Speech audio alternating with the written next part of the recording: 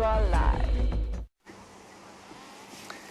Good morning, and behold, a stunning African sunset, a crisp and very cold upper atmosphere, and lots of clouds bringing us a pink, orange and grapefruit sunrise here as African dawn has broken in the northeastern corner of South Africa. You're on a live safari. My name is Jeandre. On camera today is Jeandre. Hello, Jeandre. Hello, I haven't worked with Jeandre since 1976, so it's very good to be with him again. Jeandre, how's your foot this morning? I'm quite all right. Right, we've been calling him Hoppy because he had a fight with a high-lift jack and lost quite comfortably. On the other vehicle, we've got Sam Chevalier. He is being filmed by Bryan, all 6'4" of him and 74 jackets. And in the final control, Kirsten McLennan-Smith, whose hair is roughly the same color as the sunrise, and she is being ably assisted by Rebecca. Hello, Rebecca, who's probably got... Rebecca's remarkable different kinds of hairdressers. Oh, it's not Rebecca today, it is Geraldine, the Cheesecake Kent, so it's good to have her back in the final control.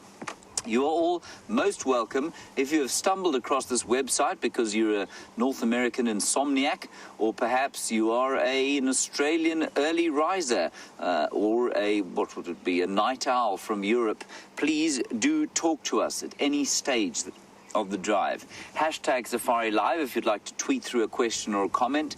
Otherwise, questions at wildearth.tv, or you can talk to us on the YouTube chat stream. That seems to work very well as well. We've come to the hyena den today, and we were hoping to sort of have sunrise with the hyenas. There aren't any hyenas here. This is the first one we've checked so far. So we're going to pop gently up the road towards the north and see if the other den is active. If it isn't, we'll keep on towards the east of the reserve and see if we can't find any signs of some lions coming across. Otherwise, I've no doubt there'll be views and creatures aplenty to keep us entertained and enthralled for the course of the next 3 hours. Here we go. Jeandre, look how athletic I am, the way I sit down in the amazing seat of this Land Rover. There we go. Now, the weather, although it looks like we're dressed for the Arctic, is apparently 18 degrees Celsius, but 64 degrees Fahrenheit. But I've got to tell you, there's a wind chill out here that makes it a lot colder than that. And that's because we're now on the third day of this cold front, which, as you can see, seems to be breaking up. And I'm just going to stop here once more, just so that you can have a look at those utterly remarkable clouds. Isn't that astonishing? Wow. So you can hear a little bit of the wind blowing through the tips of the trees here. A couple of birds, just a dove off to the right. And a drongo. But otherwise, I think you'll find that the birds are huddling in the thick bush, their feathers ruffled out, hoping that the sun will break through the clouds for the first time in 3 days and warm them up as the morning progresses. It is just astonishing. It's like a heavenly skylight, really. And just gorgeous against the silhouetted trees. Very nice, Jeandre, well done.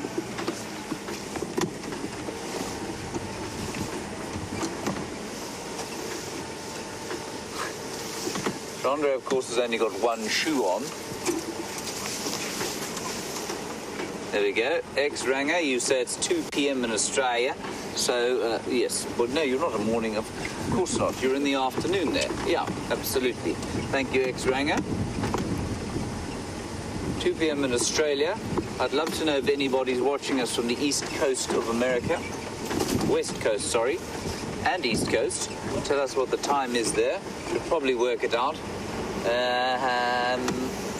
West coast, probably 7 hours behind us. 6. East coast, sorry. East coast, 6. 6 hours. Midnight. So you're sitting at about midnight, which makes the west coast 2 hours behind that. It's only about 10 o'clock. 9 or 10 o'clock. You're not an insomniac at all. Keep watching.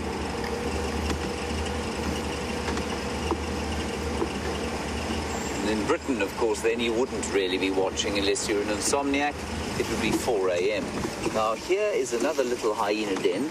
This seems to be sort of a temporary refuge for them. And I've only ever seen them here once. I've checked that other den we were at twice now in the last 2 days, haven't found them. They could have moved, but the last time I said that, I ended up yet again with egg on my face, and they came back a day later. I don't think they were ever gone. I just think the adults weren't there when we were, and so the babies didn't come out. This is just quite interesting because that is where a hyena would live. A young hyena, up to about 9 months, will go into a den site like that. It's a termite mound. It's been excavated by an aardvark or ant bear initially, and then those little hyena cubs will excavate their own little portions, little shelves, and underneath there. And that is where they will go if they're ever threatened at all. They'll drop down into those holes, and no other predator will be able to get them. Okay, let us go across to Mr. Sam Chevalier. It is his 4th drive, and he has a spiral-horned antelope to show you.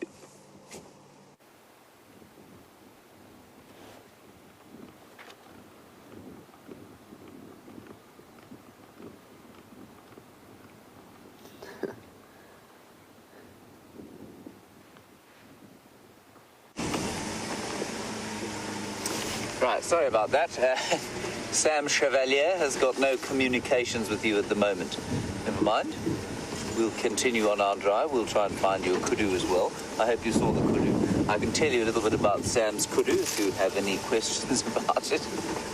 Male or female? Yes. I don't know if it was male or female, everybody. Thank you very much for that, Jeandre. Shut up and do your camera work. Okay, let's go out onto the northern boundary and see if we can find something with a heartbeat other than Jeandre. Otherwise, we're just going to start talking. We don't want that, I promise.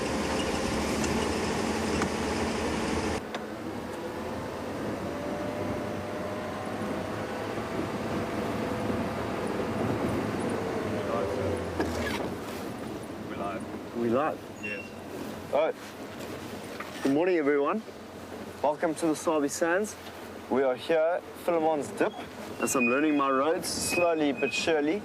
I have Bryan behind the camera, and it's been a difficult morning just as I've been trying to figure out how to use the new vehicle. But you know what, these challenges are going to come, and I've got to try and get to the plate and learn a little bit more about everything that's here. So I had Wendy yesterday, now it's Rusty, and we just had an incredible sighting with some kudu just now. Beautiful, secretive animals, definitely one of my favorite antelopes here in the bushveld. And we're just going to be heading south towards Gowrie Cutline, which is the edge of Jeandre property, and we're going to see what we can find. But we had an incredible sunrise this morning. Bryan, can you just see the last little parts of that sunrise? That's the sunrise over there. So the last few mornings, both morning drives that I've been on, have actually been quite cloudy. So it's the first time I've actually seen a really nice morning sunrise. You this morning? I hope that you are doing very well. The question was, how many flightless birds do we have down here in the Sabi Sands? And one of them will be the crested francolin, which we've already seen in our bird book. Well, what we've put in here, but we have other types of francolin, like the Swainson's francolin, and so most of the francolins are part of the ground nesting birds. You also have guinea fowl, helmeted guinea fowl, are also part of that family that don't fly. So yeah, we'll see what else we can find. Hopefully we can find some more francolins and a helmeted guinea fowl to put to our list. But there's one person I forgot to introduce, and I feel quite bad. It's actually the thumb of Bryan, Good morning, Bryan Stum. Welcome to your work day. You see he's got his tie on today. What colour tie does he have today, Bryan? Orange. He's got an orange tie. Orange tie for a Friday. It's Friday. I actually have no idea what day of the week it is. So, and that's what the most beautiful thing is about being in the bush, is that you don't really have to know what day of the week is it. Ever. Every day is the same, the bushveld. Okay, so we are in Gowrie, Maine now.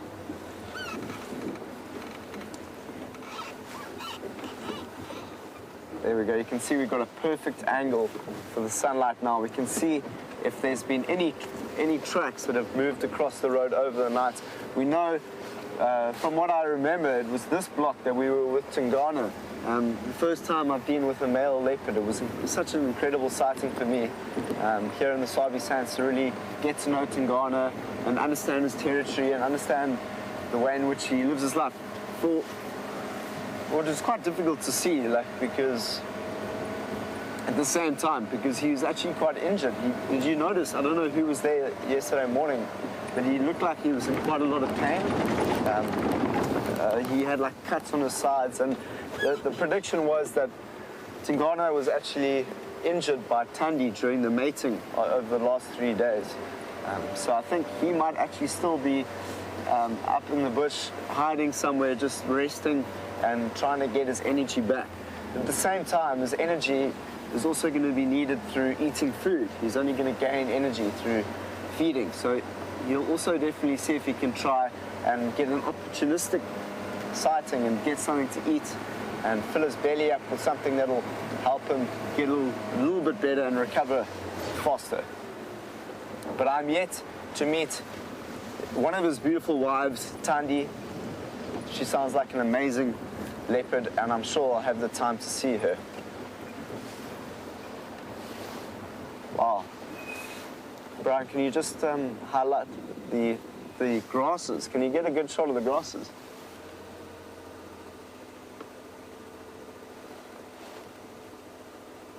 Look how beautiful those grasses are with the...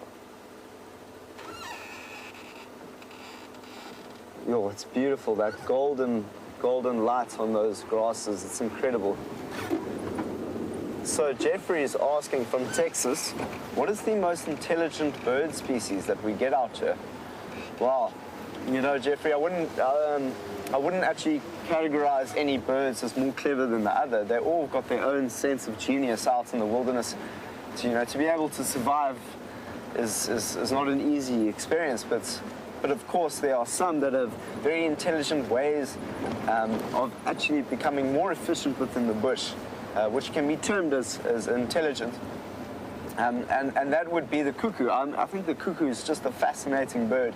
You know, the Jeandre's cuckoo, Jacobin's cuckoo, and you get a number of the different types of cuckoos. And hashtag SafariLIVE, the different cuckoos that you know, wherever you are in the world. I'd love to know what cuckoos come into your area. But I love the cuckoo because of its way in which it has brood parasitism. It's incredible that a cuckoo can go into a nest and actually lay a very similar looking egg to that of another bird. So brood parasitism, just so that everyone knows and you all know, is when a bird will come into another bird, like a starling, for example, can come into the nest. The cuckoo can come into the nest of the starling, lay an egg that is similar looking to the starling, and will hatch and be raised by the mother starling throughout its life. And then at the end of its life, well, not at the end of its life, during its life, it will go to a female cuckoo or a male cuckoo, and it will carry on its life. So it doesn't think it's a starling. So it's incredible. It really is an intelligent way of surviving out here as a species. So I really enjoy the cuckoo, and I'll do my very, very best to find a cuckoo, but I know it'll be quite difficult now as a lot of them are very migratory. My favorite of the cuckoos is actually the Jeandre's cuckoo. The Jeandre's cuckoo, wow. the sound of it goes dee dee dee dee Jeandre. Dee dee dee dee Jeandre.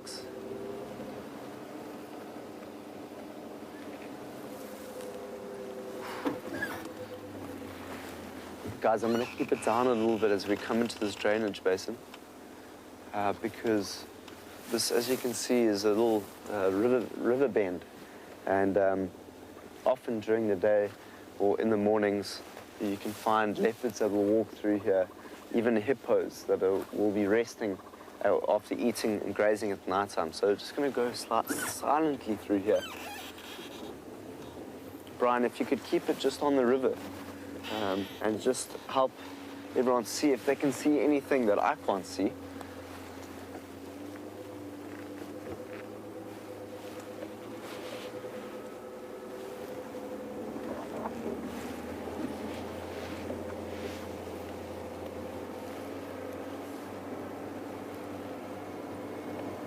This is often a, this is a very secretive place because you can, it's a drainage line, and often you'll find,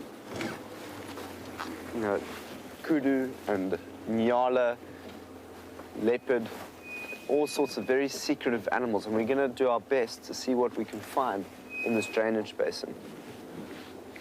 As we come underneath this beautiful jackalberry tree,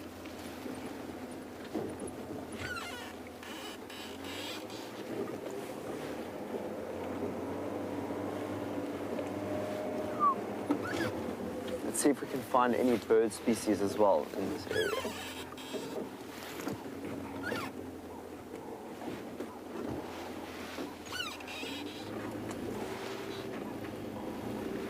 As I slowly move through this drainage basin, we're going to see what James is up to. See you later. We are almost at the northeastern corner now, and shortly we will turn south. We have found no tracks of anything other than one or two elephants that have wandered across this road. So no lions and no leopards at this stage, but that's okay. It is very pleasant driving through this morning, I must say. And when we get to the top here, I'll just turn around and give you a view out behind us. The loveliness of the clouds, and where you can just see the mountains silhouetted. I'll stop up here and we can have a look.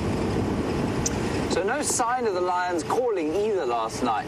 And so for a little while we had a territorial dispute going on between the Salatis, the sort of northern coalition of two, and the Birmingham boys, the southern coalition of 5 male lions who kind of dominate Jeandre. But Jeandre is kind of the very northern reaches of their territory. They don't feel a tremendous amount of threat at this particular area of their territory, and so they don't spend a great deal of time here, the Birmingham boys, which is a distressing thing for us. That will change over the course of time because lion society is very fluid. So there we go. Have a look down there. Just a very lovely picture there. You can see the mountains just through the haze there. There's the sort of dark bit sticking up above the green. Nestled beneath them is the dubious settlement of Hoedspruit, of course.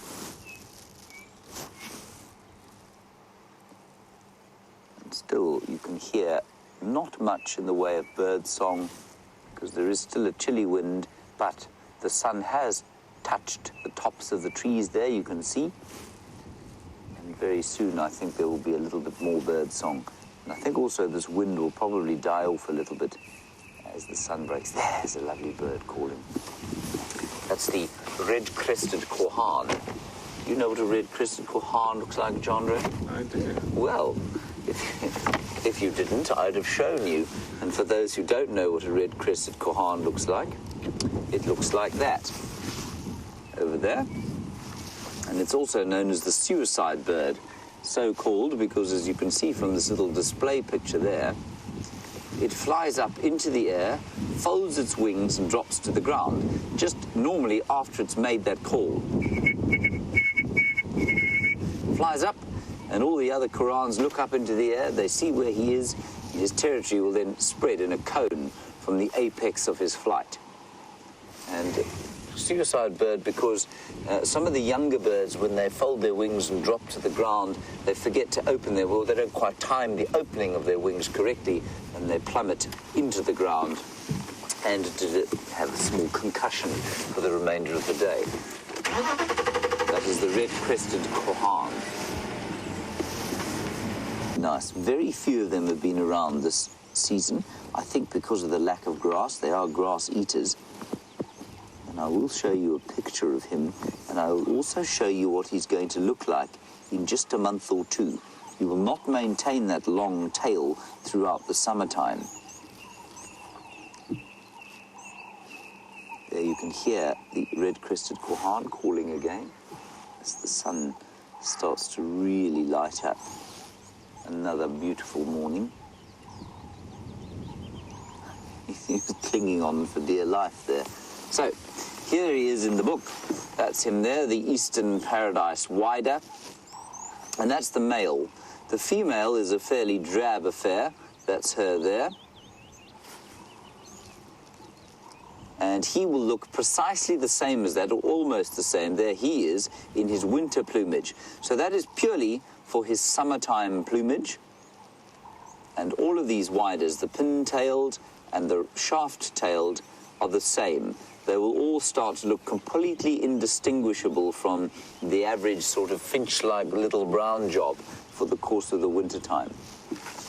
So those tails are an advertisement to the ladies, and they show the ladies, the longer the tail, basically, the more chance he has of mating. And what they demonstrate to the ladies is that despite this incredible encumbrance that he has on his backside, he's able to survive. He's able to set up a territory and escape predators, and that means that he must be very strong and must have good genes, and that will then inspire ladies to acquiesce to his amorous advances. There he goes. How cool is that? Right, it's the Eastern Paradise Wider, heads appropriately off east.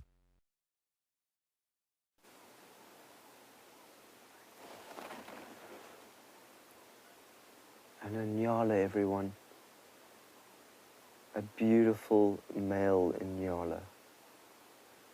Look at those horns and the fur and the socks on his legs and the beautiful white little spots around his body, the white stripes, the long little bits of fur at the top which stand up straight when he's against another male.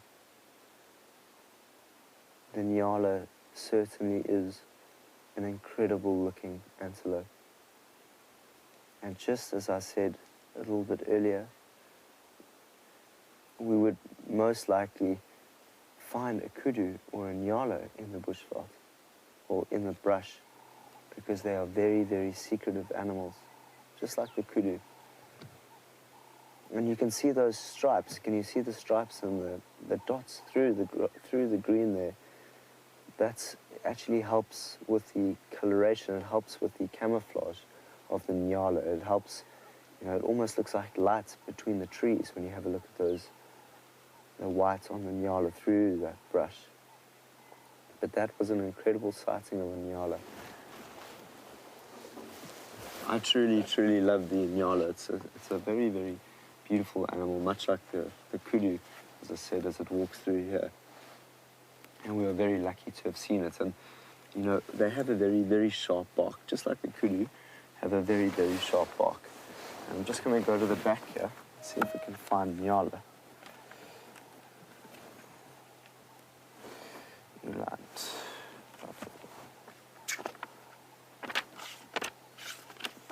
Okay, so that's the kudu.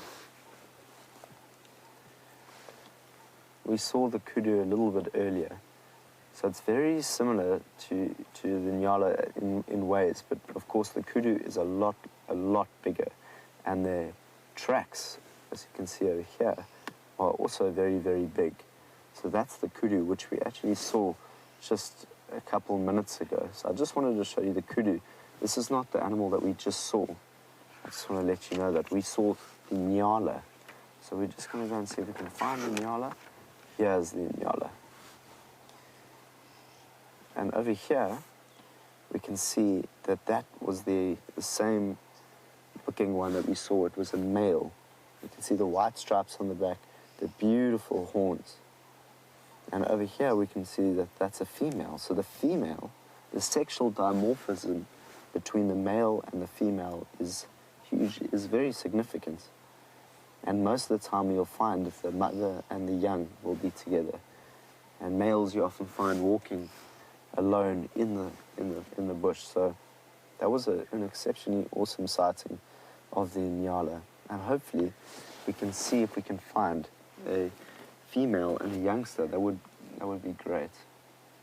So that was a beautiful sighting in nyala. We are still moving slowly through this river drainage basin, and we're going to see if we can find something else. I keep hearing the magnificent liquid sound of the black-headed oriole, and I've heard it a few times, so even yesterday and the day before, and I'm going to do my very, very best to see if we can find one.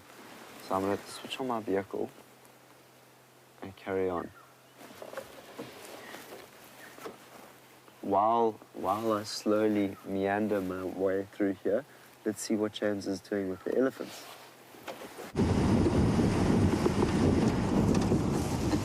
We've just come across an enormous herd of elephants here, and there's a great deal of playing going on. See in front of us there a conflagration in the road, two youngsters having a bit of a box in the background, another two having a little bit of a box, the mother there saying, "Stop it, eat your breakfast," another little one rushing in and saying, "Mum says you've got to stop."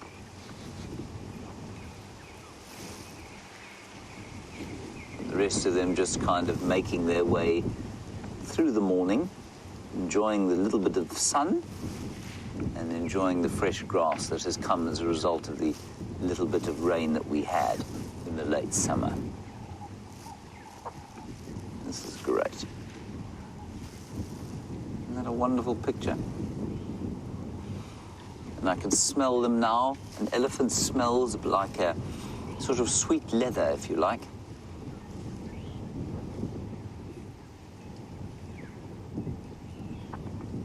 Lots of them sort of sorting out their little dominance hierarchies, the little ones having a play. I'm sure the wind has got something to do with that.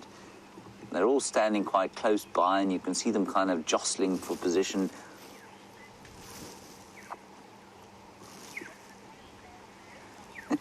That little one showing irritation with his friends. And Kirsty's just saying that she reckons this might be the same herd that was with Jamie yesterday. Bryan, at least, Jeandre, you were with Jamie, weren't you? Yeah, I don't recognise them. Okay. Apparently, the ones from yesterday, one of the herds that Jamie had yesterday was that very distinctive cow, Fang, with her recurved tusk. So if she's here, we'll know that that is the case. But I think the first herd that was playing on the road with her wasn't. You can see one just in the background there going up a termite mound, chasing his friend up. There.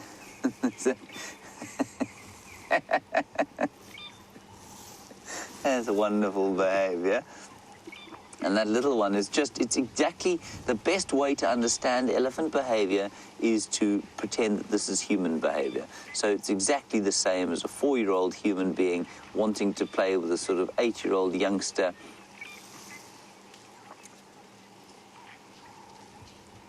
The 8-year-old just kind of putting up with it for now, but eventually will sit up and push him out the way.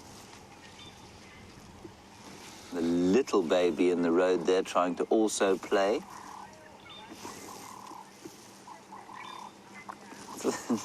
Little one face planting. And I'm sure that's the mother of that little one there just saying, "Hang on a second, don't show off, push your face into this dirt. It's very unbecoming for an elephant of our station." Mother doesn't care, at least the little one doesn't care. But I want to play in the sand. It's so awesome. Now, Kyle, while we're doing this, I think you're going to be able to answer your own question here. What is the emotion that you get from looking at these animals? Kyle wants to know if I think that the animals out here have emotions. Do they feel anything? Or do they just go about like automatons, eating what they need to eat? mating when they need to and just sort of glumly going through life. Kyle, I think that if you watch these elephants, you cannot but get the sense that they are excited, that they are happy, and they're having a good time. Look at that. Little one just enjoying playing in the sand there, maybe having a little bit tired after the night.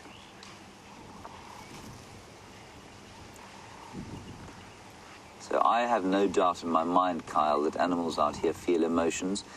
Yes, there are scientists even to this day who will tell you that animals don't have emotions. Those are few and far between these days, though.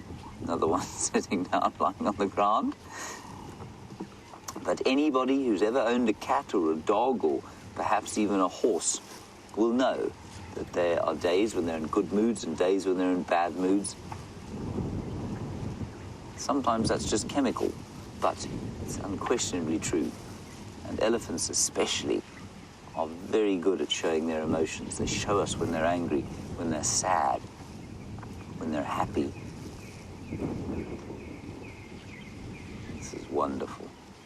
So I think they've had a chilly night, and now there's a bit of sun out. They're having a bit of a play. You can see the adults, exactly as with human behavior, are going about the kind of business of the day. They're eating what they need to eat, deciding where to go for water later on, perhaps thinking about where they're going to rest in the middle of the day. The youngsters couldn't give a flying continental. They're just playing, and they know they're carefree. They know that the adults are going to look after whatever decisions need to be made for the day.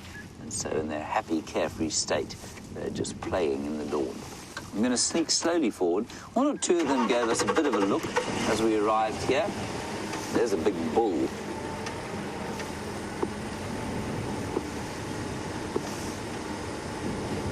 We'll just ease forward. I don't want to affect them at all. They're having such a good time.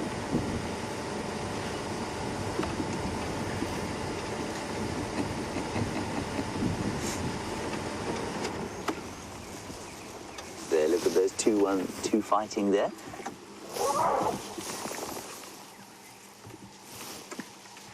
And there's nothing very serious about that. Yes, there is an element of seriousness in that there is a dominance hierarchy that will be kind of sorted out by playing, again, exactly as it is with young boys or young human beings. Young men playing on the playground or playing sport with each other. That's exactly what's going on here. I don't even know where to look, you know. There are probably, I don't know, about 30 elephants around us, Jeandre. It's a pretty big herd, especially for this area, and very nice that they are heading into Djuma as opposed to out of it. Very well hidden there, and then these little ones there, again, lying on the ground, face planting. That's a tiny little thing, less than a year old. Just quickly going to join Mum, feeling slightly nervous now.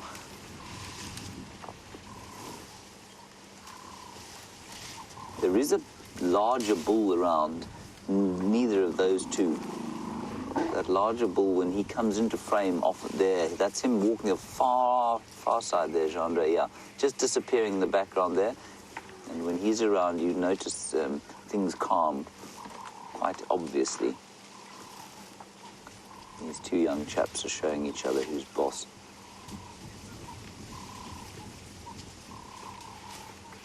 Now, I mean, the force with which those two animals have just bashed into each other is impressive. But because they are so big, of course, it doesn't really affect them.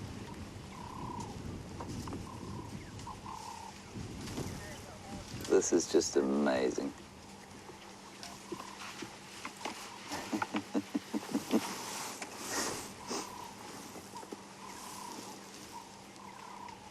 I don't think there's any real doubt as to who's the dominant one there, although, come on, push back, don't be afraid.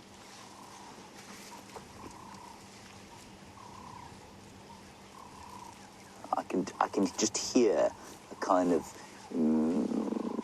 what should we say, pre-teen playground going on here. I can just hear the voices of human boys as they push each other about.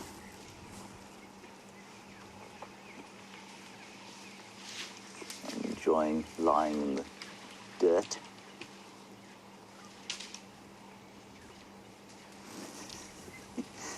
Being very exuberant there, chasing some other youngsters who are off to the left there. And they sneak slowly forward. Two more having a little wrestle in there.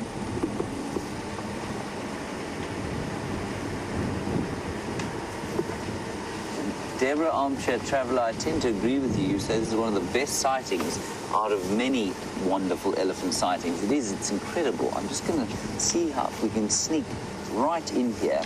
There we go. This is awesome. I don't even know where to look. There to the right, you've got them fighting. Another three on the left having a bit of a wrestling match.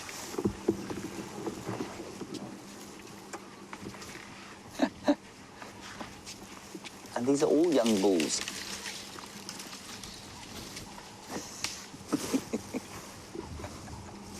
I don't know what's got into them.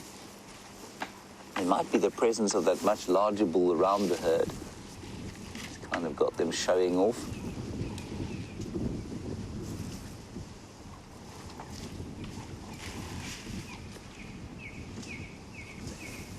You can't really, I suppose, get an impression of the size of them from there. So these are, I would say, between sort of 10 and 15-year-old bulls, 10 and 14 maybe, and they probably weigh about 3 tons each.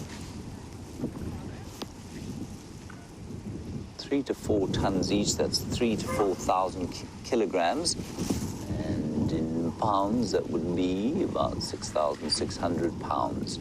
6,600 to 700,000, at least to 7,000 pounds. That's a smaller one, slightly smaller one there, being a bit bullied by the other two. And chased further and further away from the herd. The youngsters, the really little ones, have now been told by their mothers that they need to come and have their morning milk and stop horsing about the place. Well, the young bulls will no doubt complain bitterly as they have to move later on during the day, and then they want to actually sit down and then have a rest. Their mothers, as with humans, will say, "Oh, we told you so. Now keep up."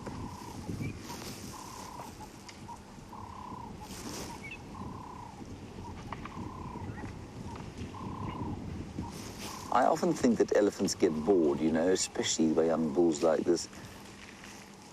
I think that they find us quite interesting some of the time when they're a bit bored. And likewise, when they get the opportunity to play, when the herd stops moving fast, they like to take those opportunities to have a bit of a laugh.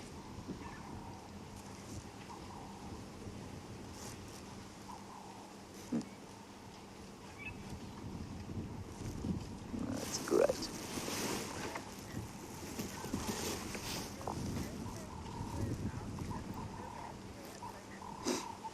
Kimber, thank you for your question. As they disappear there off into the greenery, you've noticed how they flick their ears out. Here's a good example, Jeandre, in front of us. There's an elephant flicking its ears out, and it's now taken offense to us. And Kimber, you're absolutely correct. They do that to say, look how big and terrifying I am. Of course, unfortunately, this bull has now realized that we're not going anywhere, and so is a bit embarrassed and is going to rush off through the bush there. But yes, when you see them opening their ears out like that, it's to show us how big they are. It's going to join the fracas off to the left of us.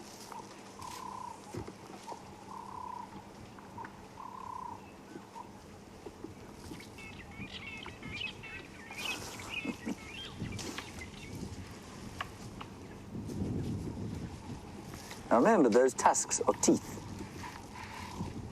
So they are the big front incisor teeth. So I imagine it probably does hurt a little bit. Anna Maria, I agree with you. It's a very distinctive sound, that clash of tusks against tusks, as is the sound of buffalo horns crashing together, even if they're just sort of play fighting like these ones are. You can hear it from a long way, A, and B, it is very distinctive. It's easy to pick out.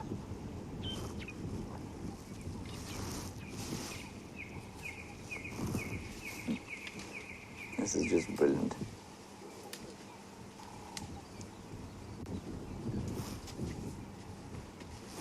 And that's a classic example there. Kimber, when they turn their heads and shake them and open their ears out, they're saying, go away, leave me alone.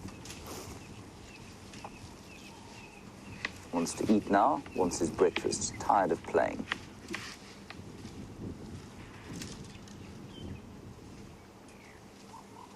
And the other one, listen, do you see that?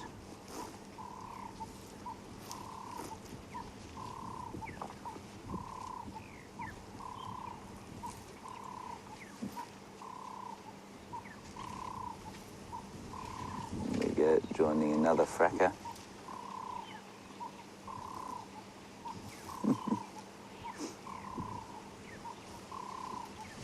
Not sure that I've seen a herd with so many young bulls like this before. It's quite unusual, and they're all going to cross the road basically where we are, because the rest of the herd has grazed off towards the west. Here comes another one to show us how big and tough he is. Come on, say hi. So like I say, I think they get bored, and I think when we come along like this, and we're clearly not a threat, it's quite interesting for them to just come and see what we do.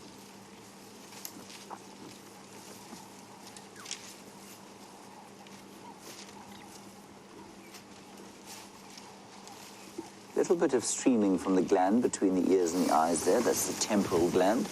And I think all that is a result of this play fighting that they're doing. Thank you, Jeandre, for that. I'm just trying to stay out of your picture, everyone. Jeandre is a comedian today, I see.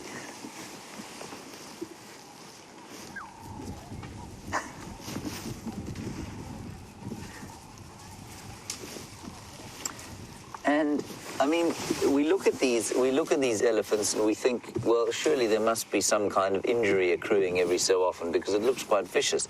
And you hear the sound of them thrashing against each other. And Megan, I've often had exactly the same thought as you. Do they ever have eye injuries from these clashes that they have? And no, they don't seem to. And I find it amazing.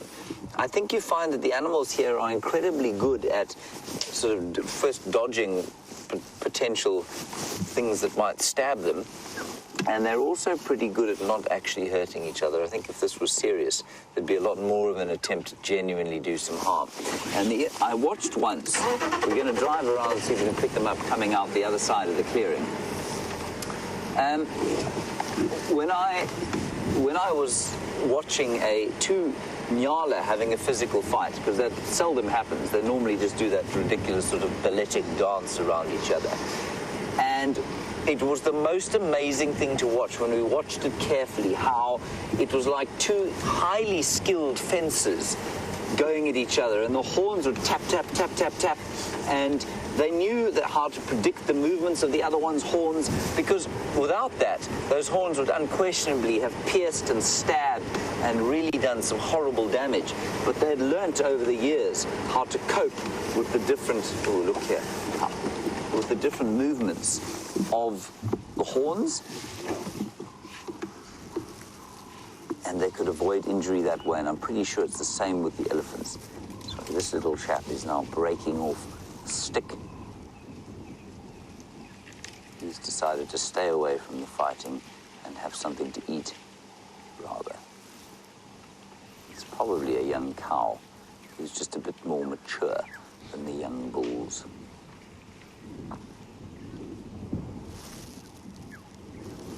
Just eating off the bark there. All right, let's head across to Sam. He's got a much smaller but much more colourful animal to show you.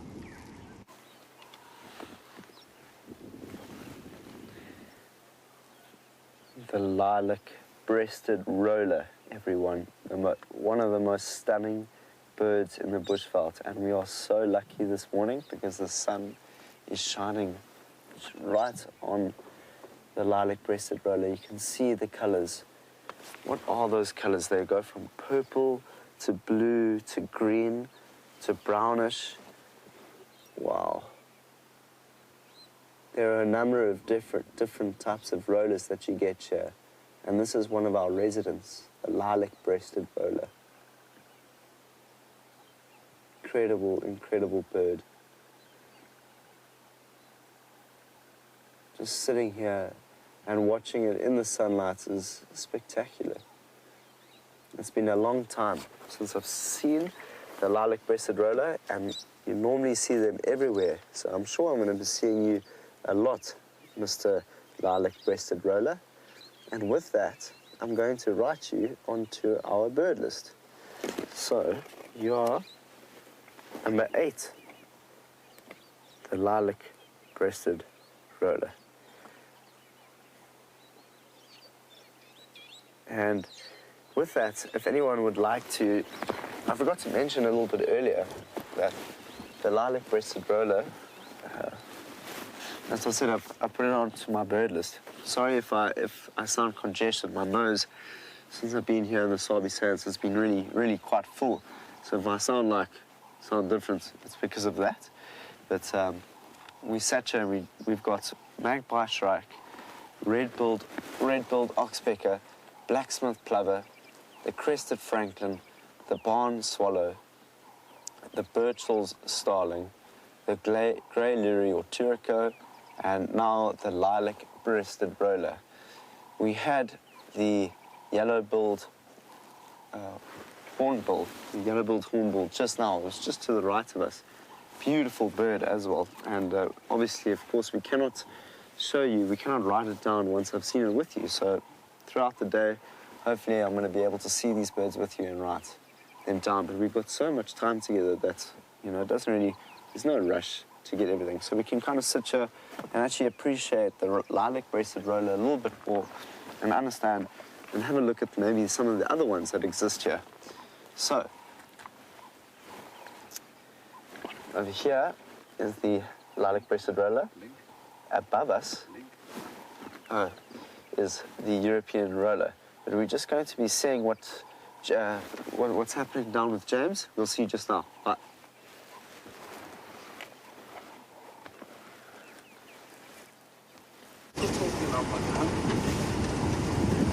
Right. Okay, everybody. Little slight confusion there. Anyway, here we are. 2 more elephants here. They were playing in the road, and a young bull came to within sort of 2 feet of us. A very young one, the one who was in front of us before you went across to Sam. And unusually, he came to within 2 feet, and smaller than the others. And then a bigger one came up, the one that you can see in the distance, well, you can't, just to the right-hand side of you there. He came up, and he's bigger. And the little one held at the ground, and eventually the big one kind of backed off a bit. That's lovely. That's nice to see, isn't it, Jeandre? It's quite impressive. Good flow, bladder function, perfect. Stomach working perfectly. Good. Nice to know.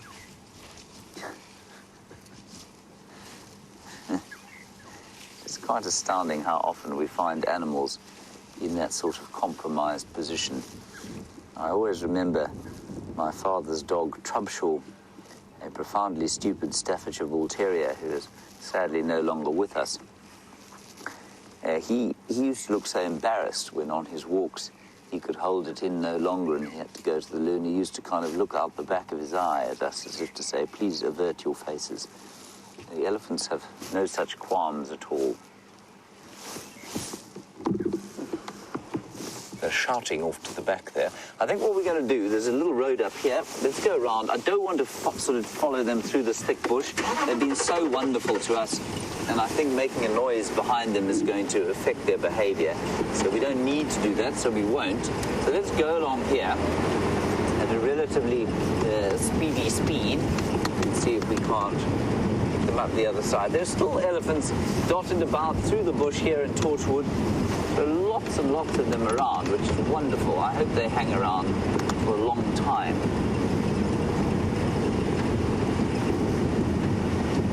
Hold on, everybody, we're going to swing right.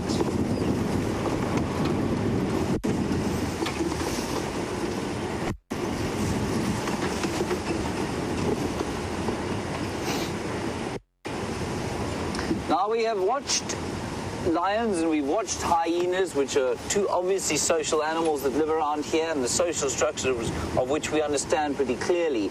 And we know that a female moving from one pack or from one clan or pride to the other is highly unlikely to be accepted. In Aqua, you want to know if the same situation arises for elephants. Would a strange female not born into this herd be accepted? And the answer is yes, probably. They're not territorial elephants. They're known to have a much more egalitarian sort of society where they do look after each other. They will adopt youngsters from females who have died, and they will look after their sick. They'll stay behind with them.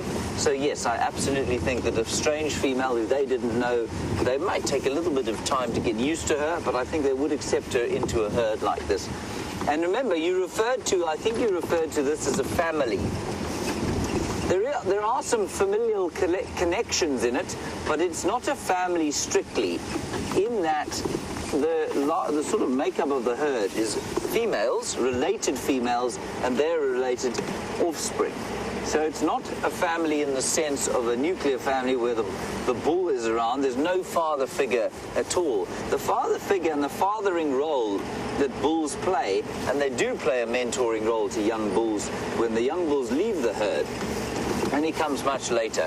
So when the bulls leave the herd at age 17 or so, they then go off on their own. They don't really know what to do. They often go off in a little group or join up with other bulls of the same sort of age.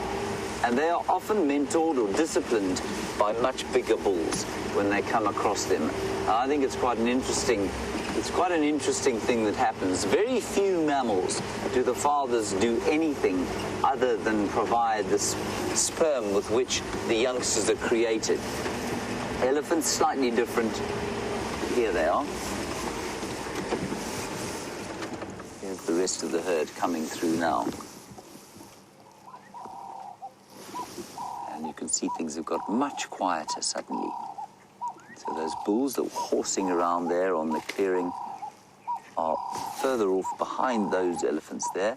That's a cow, probably some young cows, and they're just having their breakfast sedately. I just find the similarities with human society, not of course in terms of social structure, but in terms of behavior. It is remarkable how similar it is.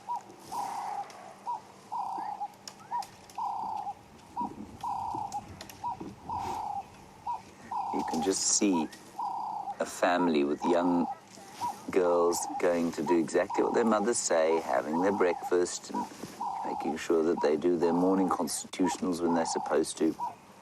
And the bulls horsing around, you can even hear them in the background.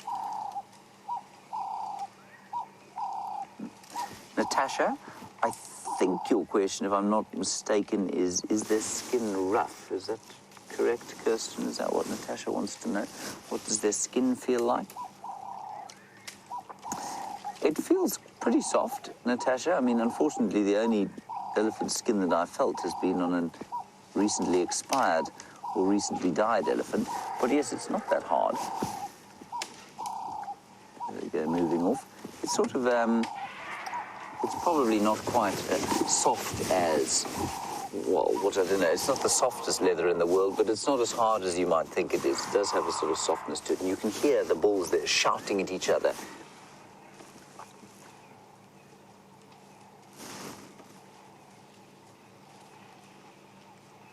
It's the most terrifying sound. And yesterday morning I was walking around I was just going for a walk to see if I could find anything, and I came across a herd probably about this size. I wonder if it wasn't the same herd. And I sort of moved away from them because I could hear them doing this sort of thing. They were shouting at each other, and they were running in between the bushes, and all I could see was a little bit of grey and then just breaking trees. And of course you can't see then which direction they're going to be running in. so we do need to be a little bit careful. There are a few more up ahead on the road.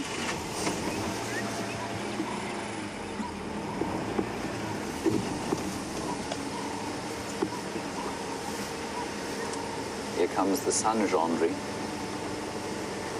Oh, it's so nice when it touches your face on a chilly morning like this.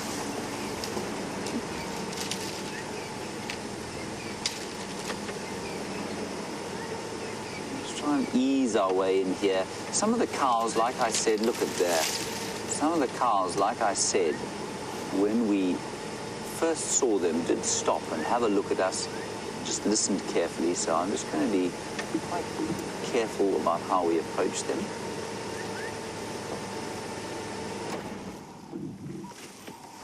Big cow in front of us, and she's just moving the dead wood out of the way so that she can graze on the green grass. And often the grass is underneath that dead grass. The dead wood is it's quite sweet. It's called Panicum maximum, and it's a really favored grazing grass of all the animals out here. And so she just very, almost delicately moved that probably 50 or 60 kilogram log out of the way. And now she's enjoying the sweet panicum underneath it. And you may be able to hear them talking. You can see she's listening to them. A whole lot more elephants talking to each other in the background, making those high, at least very low-pitched grumbling noises.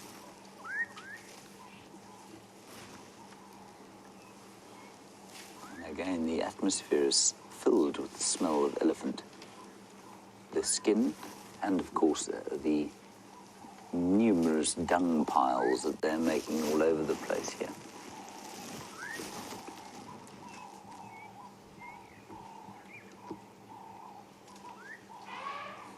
There's a trumpet. There's definitely quite a lot going on in this herd. See her moving towards where that sound's coming from. There might be a bull in the herd who's causing a little bit of distress. Like I say, those youngsters, I mean, they looked like they were showing off to me, so it's quite possible that there's a bull around. Let's just go a little bit further forward. Here's a young cow feeding through the bush. I'm sure that's her mum, the big one that we were watching now.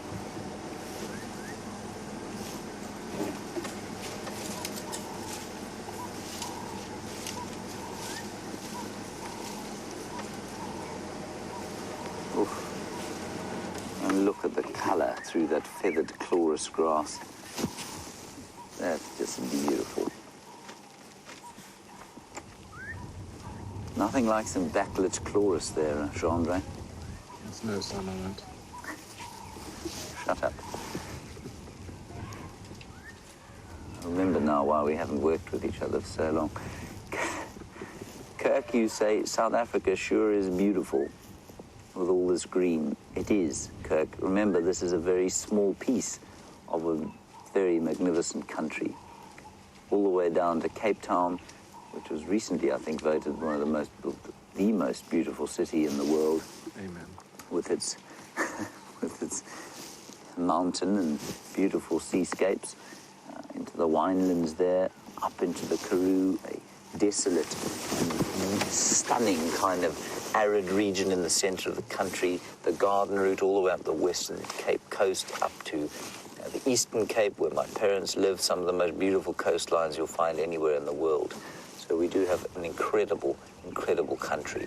And then up into the northeastern regions, which we call the Lowveld or the Bushveld, where wildlife is the thing that attracts millions of tourists every single year. So yes, Kirk, an absolutely stunning country, and we're very privileged to live here. I'm going to think we're going to leave these elephants now. Buffelshoek Dam is not too far to the north of us, so let's go and have a look what's going on there. See if the hippo is still hiding his head under the water. The last time I went there, he was trying to hide away from the wind by putting his head under the water. While we do that, let us go across to Sam Chevalier. He has got some zebra to show you.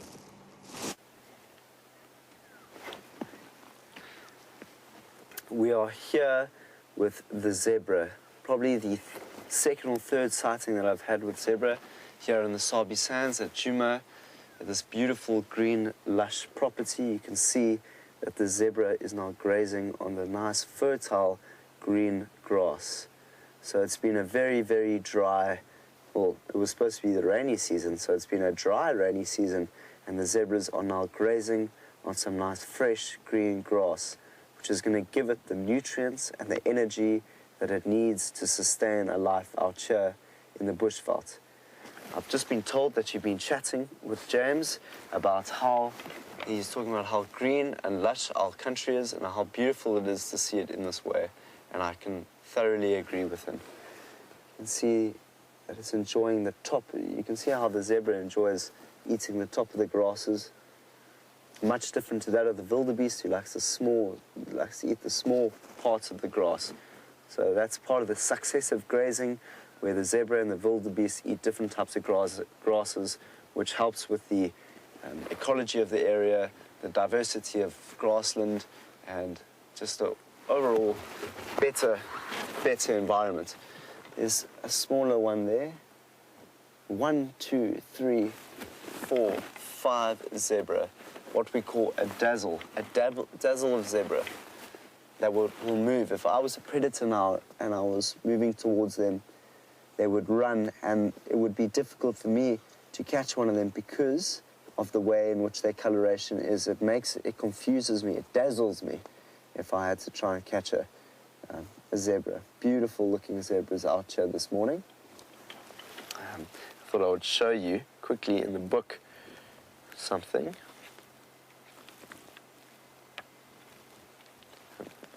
Here.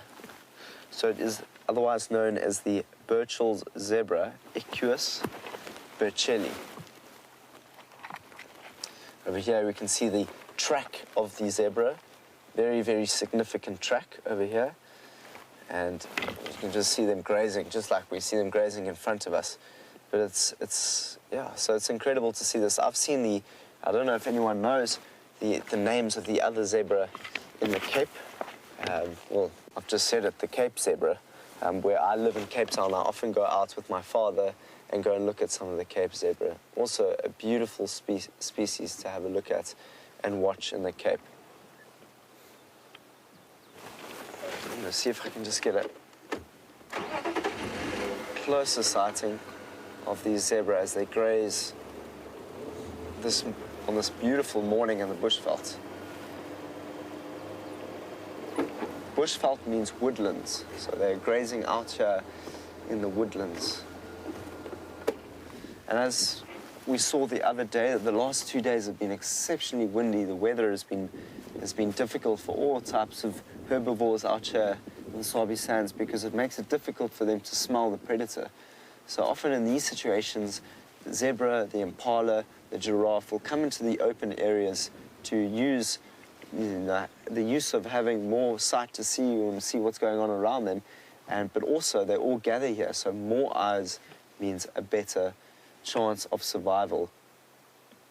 And there's just some impala just ahead there to the left, which complements just what I was saying, that they like to come into the open areas, but they especially do this at night time, so it's moving in towards the daytime, and they could probably go in their separate directions. They will mostly be grazing out here on the grasses. The impala are very different to that of the zebra, as the impala browse on both, well, browses and grazes, so it'll browse on the leaves and the grasses, whereas the zebra most of the time will graze on the grasses. Beautiful. So stunning in that morning light, wow. A dazzle of zebra. And there the impala are now in the shots just behind it. Beautiful camera work from Bryan. And you can see that tail is used very significantly to swat the flies, because you can imagine there's so many flies out here, and the flies come and really, really annoy the zebra, so they can use that as a fly swatter.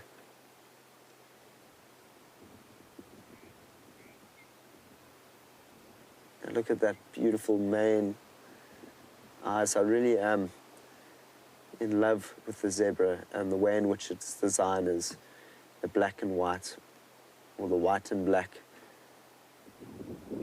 Very, very incredible creatures. My sister used to have a horse called Galactic Ice. And I've been way too scared to go on horses, because when I was a kid, I went on my sister's horse and we went out and I fell off it and I really injured myself. And ever since then, I've had a phobia of riding horses.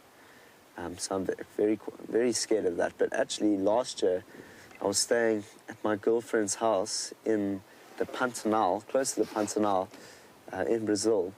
And we woke up one morning and the uncle, who didn't speak much English, brought me out into the paddock, and he got me onto a horse. And next thing I was on a horse, and I couldn't really tell him, listen, his name was Marcos, very, very nice man, Marcos. He got me onto the horse, and next thing I was going through the Pantanal, which was incredible. And we went looking for jaguar out in the Pantanal. Such an incredible experience that was, and the Pantanal is just exceptional. But I was very nervous, going through a terrain that I had never really been in before, especially looking for a jaguar, which I had never seen before. And so new experiences come with a little bit of stress, but they're always really good for you. And that's actually where you learn the most, is where you put yourself in positions where you didn't think that you might be able to do it. Just like this, I'm out here in the Sabi Sands, learning how to present to many different people. I thought it would be impossible, but I threw myself into this position to see how it would fit. And if it didn't work, it didn't work. But at the moment, it's working. And thanks to the team that are behind me, from Bryan to Kirsten and Rebecca and James and everyone that was here. Even Scott had a really big influence on me when I came down here. He really sat me down and gave me the confidence I needed to be out in the bushveld. So with that, I would say in life, always challenge yourself and do things that you don't think you could do.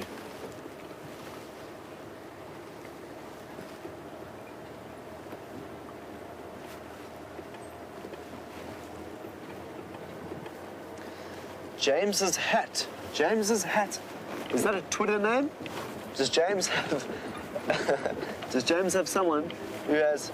Anyway, that's remarkable. I hope someone out there will get Sam's hat. Jokes. This is my hat, so I'll make my own Twitter name as Sam's hat.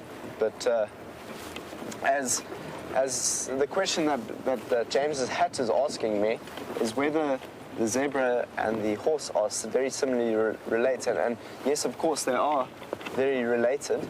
But they're not. You can't domesticate a zebra, not the way in which you can domesticate a horse. They're very, very different in personality between the horse and the zebra. Not that I've ever tried to domesticate a zebra, and I would never try. I think it's a terrible thing when we try to domesticate wild animals. It doesn't really work so well. But to answer your question, James's hat, I don't think that they're very similar in terms of their personality. Even though they've got the same sort of genes. In terms of personality, they are very, very different animals.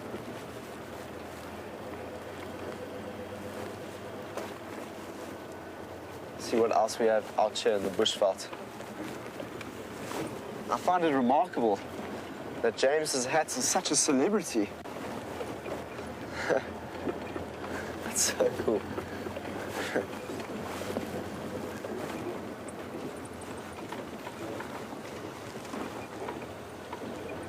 Cape and a bird zebra.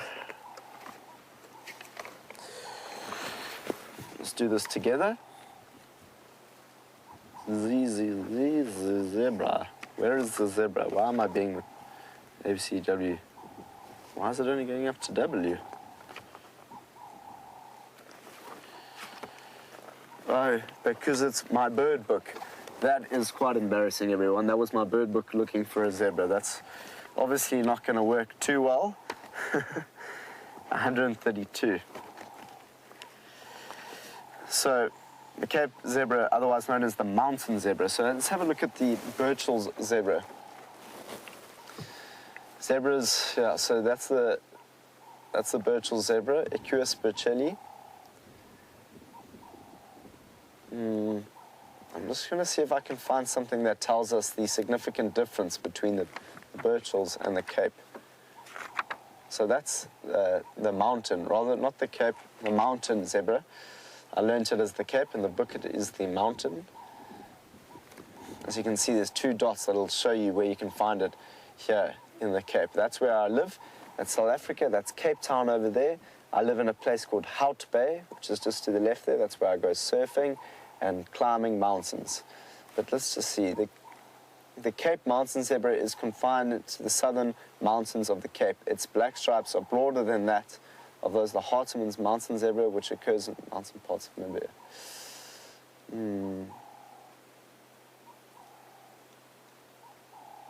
Unlike Birchall zebra, its call is low and plaintive neigh. So there's no significant difference that I'm seeing. Well, of course there is a big difference, but in the book it's not telling me that much of the difference. But I'll go back and I'll do some more research on some of the more significant differences between the mountain zebra and the Birchall zebra that we get here in the Sabi Sands. Thanks for bringing that up. It's very interesting to go into a little bit more depth on the difference between the one that I know a little bit better from Cape Town to the one that we have here.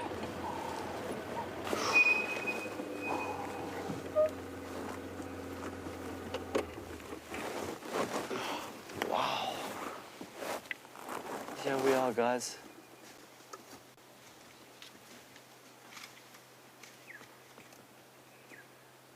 Sorry, guys. I didn't mean to interrupt you. Oof. What's going on here, guys? We're having a very interesting encounter here. I can't see. Ooh, it looks like a little bit of dominance.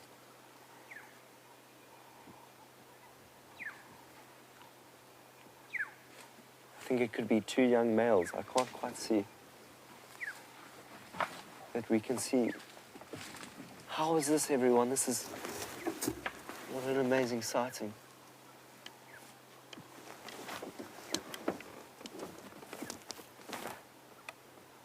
I'm noticing now as I look, we can't see much through the bush, but what's actually happening are two elephants that are going at each other. I can't tell if they're males. I'm not able to see through the bushveld here. But I'm going to see if I can reposition into a space where I can get a better picture. So I'm just going to reverse and see.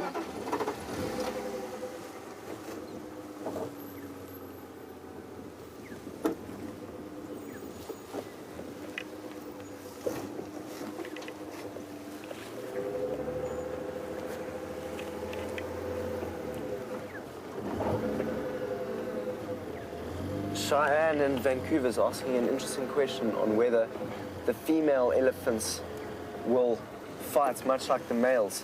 And mostly the males will fight because they're trying to fight for dominance. But I have seen females against each other, especially, when what happens with the elephants is they have a matriarchal social structure, which means that there's a female that leads the herd of elephants.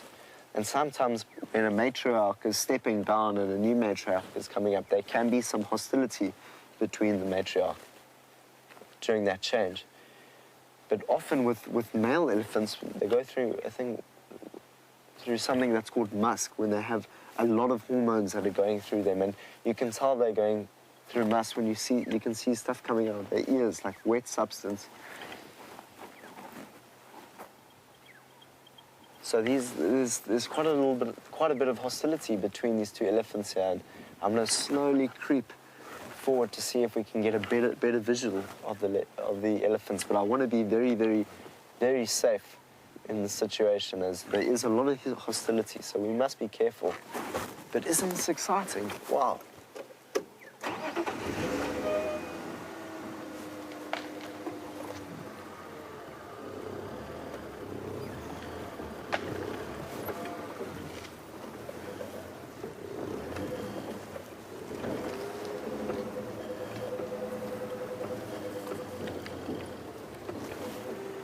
So they've just headed.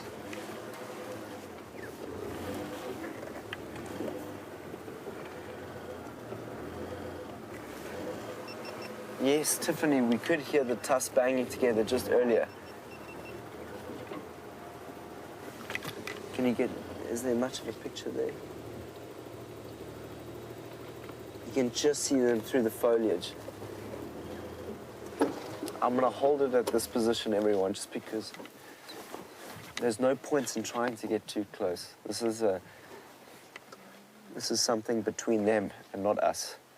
So getting in the middle of it will only cause issues for myself and Bryan in the car. But that was just an incredible experience. I've actually never seen that before. You could really hear those tusks hitting each other.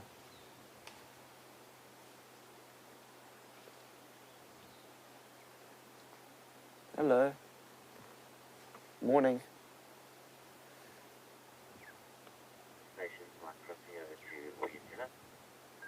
So you can see that they've calmed down just a little bit. And they're almost going in their different directions now.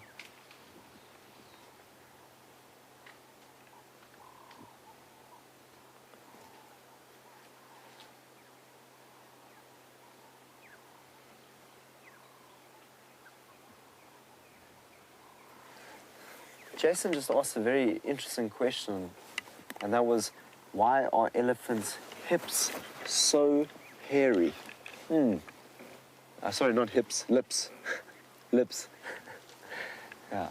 So their chin, not their hips. No, I did hear that correctly, but it just came out my mouth a bit differently. It's a good question. You know, often we have hairs around us, and that helps us to feel and sense things a bit better.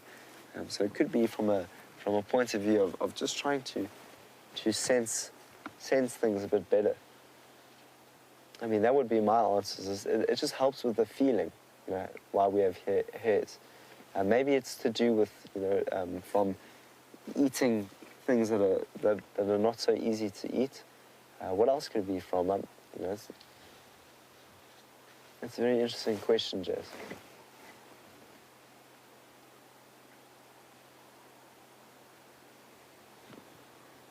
But that was an incredible sighting that we had here with the elephants. I'm so interested to see what they're going to go and do now. Potentially they're going to head in different directions, but with that we're going to sit here for a bit to see what they do. Let's see what James is doing, and we'll see you just now. It's breakfast time, everyone. It's breakfast time here in the Greater Kruger National Park, and for breakfast today, we'll be having berries. Jeandre, are you excited? Very. Now, these are the berries. Jeandre, sound more excited. These are the berries of the magic guari bush, and they're actually really nice. They're one of the few fruits that are pretty tasty to eat, and I don't want to steal too much from the birds that are going to want to eat them, but because Gracie, aged 8, doesn't watch in the morning, we can get away with it. She doesn't like it when I eat things. She feels that I'm stealing from the animals, which I suppose I might be. But these, with a bit of a double cream, thick Greek yogurt, would be absolutely delicious. Jeandre, I will give them to you. Here you are. Put those all in your mouth at the same time. I'm not going to put that one in. They're quite sweet, but as with most fruit out here, excuse me, as with most fruit out here, they do have a slightly mouth-drying effect. And how are you feeling, Jeandre? He can't speak anymore, you see, that's why I gave it to you. Oh, no, it's just... He spat them into his hand because he's operating the camera, of course. That was absolutely disgusting. What they do is they've got like a sweet outer flesh, which most of the fruits do here, and then it's very kind of thin flesh, and then you get to the seed, and often there's a kind of very sort of tanniny layer around the seed, and I don't really know why that is, but I think that what you'll find is that many of the plants and many of the berries and things that we eat by default now and that we go and buy in the supermarkets probably initially were the same. And then they were selectively bred, not genetically modified, just selectively bred for those plants that didn't produce fruits that were quite so bitter. And slowly the flesh became thicker and thicker and thicker. So I think you'll find that the ancient ancestors of, say, a peach didn't have flesh anything like as thick as it is now. I'm sure it was much thinner before you got to the pip. Jeandre has completed his fruit. He put them back in his mouth. Unbelievable. There's no explaining some people, I have to tell you. I must confess I'm slightly disappointed by that. I thought it'd be nicer.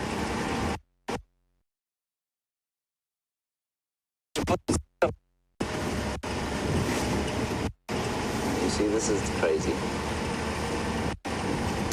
Eric, we may go black screen again. Particularly everyone, a little brown job, as they're often known. But we seldom see them, and they're always calling. There we go. He's still there. You can't see him because he's behind a tree. I'm just going to quickly have a look. Yes, that is indeed the rattling testicular. And I hope you appreciate the binoculars through which I'm viewing the rattling testicular. You see them, Jeandre? Right, let's move on. We're not too far from where Tingana was yesterday. And while we move along here, Sam has got some little carnivores to show you.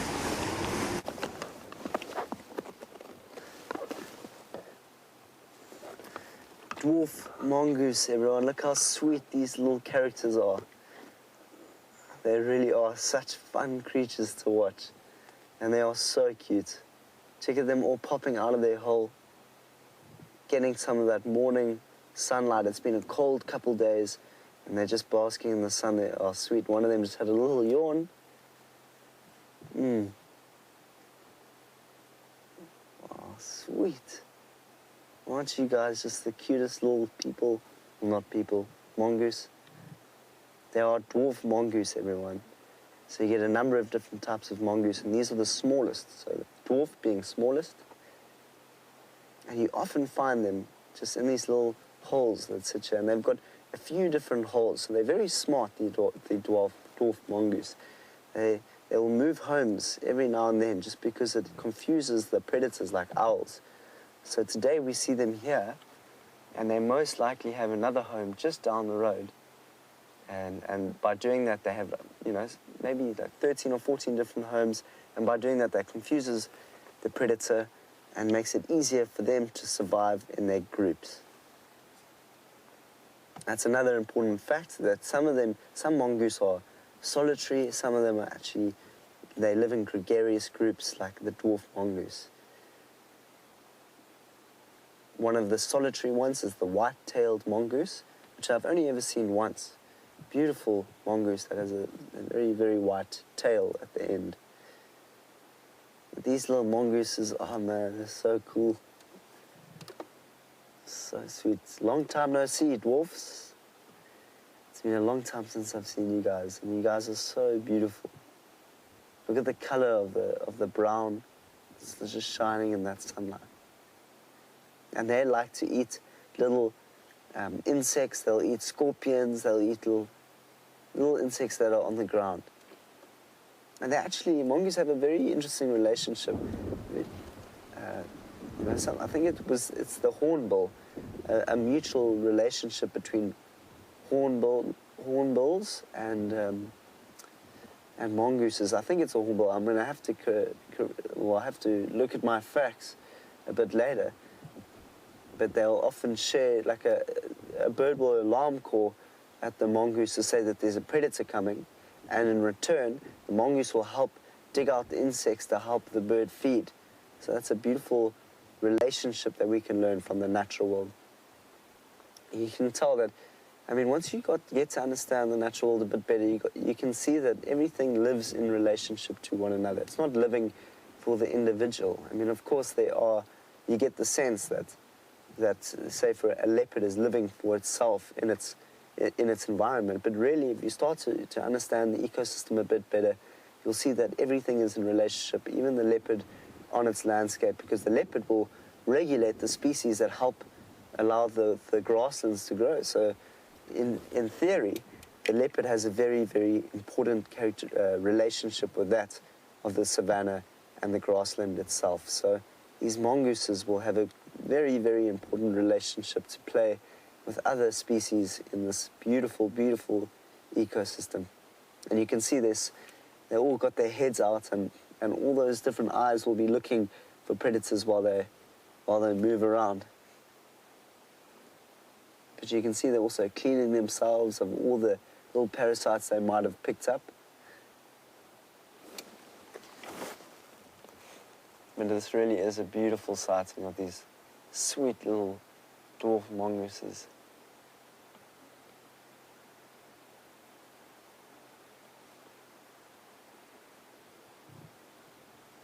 They're so, so, so sweet. Once when I was a child, I found a mongoose that had been, well, my parents' friends actually found a mongoose. I think it was a water mongoose, which is also a solitary animal. And we looked after it, and we had so much fun with this little mongoose. But one day, a predator came and killed it. And so that's often a story that you'll hear with different types of, different animals that you take from the wild and you domesticate them. They often will get killed in ways that you cannot expect. So I was super sad, very, very sad. I mean, I've had a few. I also had a little squirrel. His name was Monty. He was like my best friend, little Monty, and I was like around 8 years old. And back in the day when I was a youngster, my twin brother and I used to listen to or watch little programs on TV, such called Teletubbies. We were watching Teletubbies one day, and I had the squirrel, and he was moving around me, jumping around me, and all of a sudden he jumped on the floor, and the door was open a little bit, and my father's Rottweiler came into the room and just ate my squirrel. It was really, really, really, really, really, really sad day of my life. I don't mean to share that with you, but I was really quite upset because I really did love that squirrel. But yeah.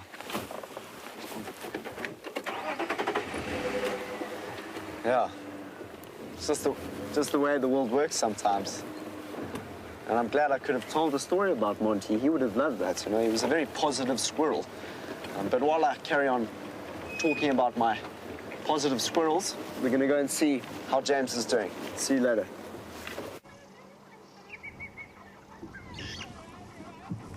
Everybody, there are two Egyptian gooses, and they are swimming in what I think is just a very beautiful little setting. We're at Treehouse Dam here, and this is a rather sort of countrified, less wild scene than one might expect here. Two ducks swimming gently around a pond, which I suppose is something you might expect to see in the British countryside, perhaps, as opposed to the wilds of Africa. But we do have these marvelously peaceful little scenes from time to time, and that is a couple of Egyptian geese. They will have hopefully produced some little babies here over the course of the next little while. I think they're fairly non-seasonal breeders, so maybe they'll have some youngsters. Just having a little bit of water there. And I don't know if you can see it now. The light is fading, unfortunately, going behind a cloud. But they've got the most beautiful golden yellow eyes. Can't really see that, can you, Jeandre? Or you're at full zoom. So you can sort of see it from there, but I've never noticed it before, probably because I wasn't looking through binoculars of the standard.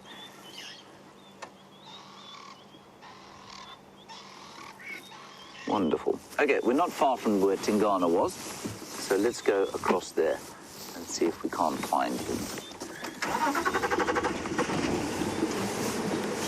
Something truly hilarious apparently happened in the final control just before we went live, and all I got from the final control when they told us that we were going live was, so then we started speaking about the geese. So I'm not sure what happened. I'm not sure what Sam said that was so funny. Here's the leopard. Here are his tracks, Jeandre.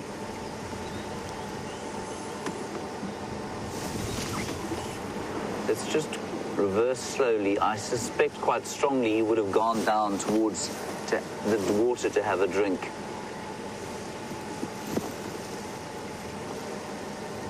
I'm just going to drive around the edge of the dam here, and these might not be that fresh. Errol, while we do this, let's just do a brief investigation of this area. You're asking a question that I think is on many people's minds, and that is, would we ever dart him and then, you know, sort of treat his injuries? And the answer is no, we wouldn't. Unless they were caused by an anthropogenic effect, i.e. unless they were caused by a man-made injury, it's unlikely that we would ever do anything. So I think this was probably a hyena that got him. And I think because of that, we would more than likely just leave him to sort of suffer whatever fate nature had intended. And now, although the injury looked quite nasty yesterday, like I say, the animals out here are tremendously resilient. And so the chances of him being okay and getting through whatever injury it is are actually very strong, very high. Now, what I'm expecting to see is just some spots under the bushes here.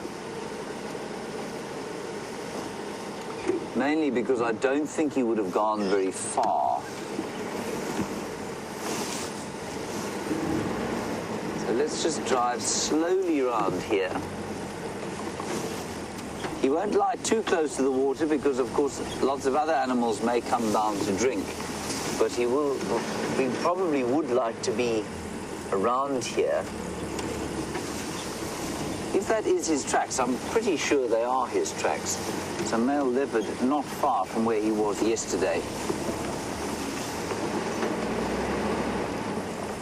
And then he may well have headed back up that drainage line. So let's just keep an eye out here. We will go back to where he was, just in case those were from an earlier time, but I think those were pretty fresh, especially as we've had a very windy time of it.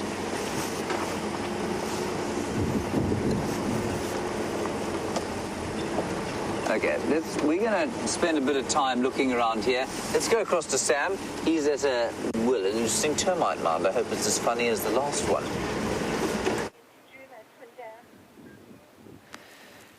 Here we are with a termite mound. Just before I get on to the termite mound, I just want to say that if my sister's watching, I'm really sorry about leaving that door open when we were 10 years old and letting the Rottweiler in and losing our favorite little Monty. If you are listening, I think you are listening today, JD.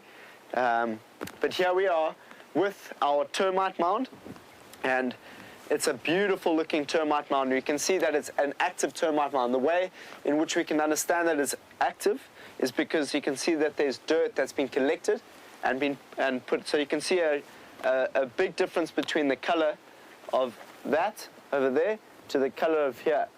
And often with an inactive termite mound, you'll find that there are holes in the termite mound in very, very significant places. So this is an active termite mound, and termite mounds are exceptionally interesting. You know, they're home to termites, of course, which are, you know, you get different types of termites.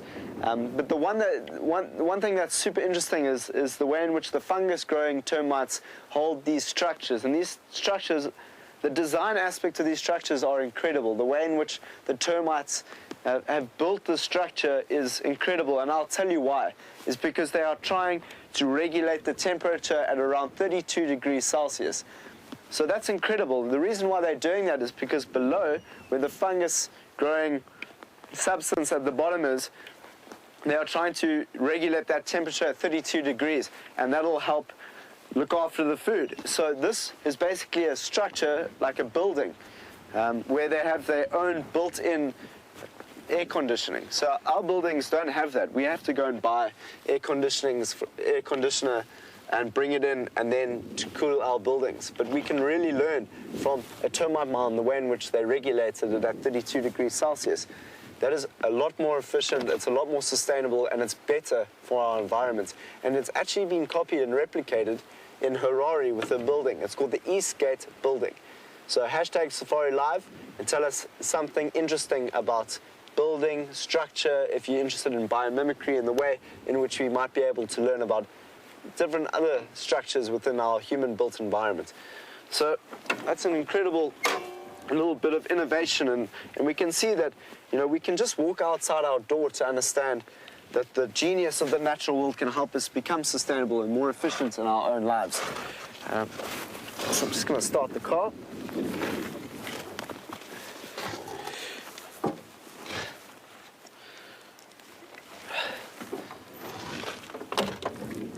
Whee. I'm going to put my earpiece back in my ear so that I'd be able to hear your lovely questions from around the world.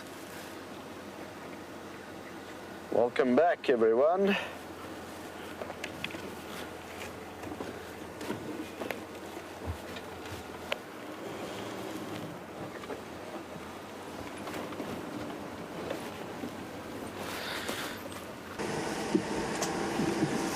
Now, we found some female tracks going up the road where you left us, but they were old, and then there are male and female tracks on this road that we're on now. But I think the female tracks are from when Tingana and Thandi were walking along here a little while back. Yes, okay, I'm actually able to show this to you.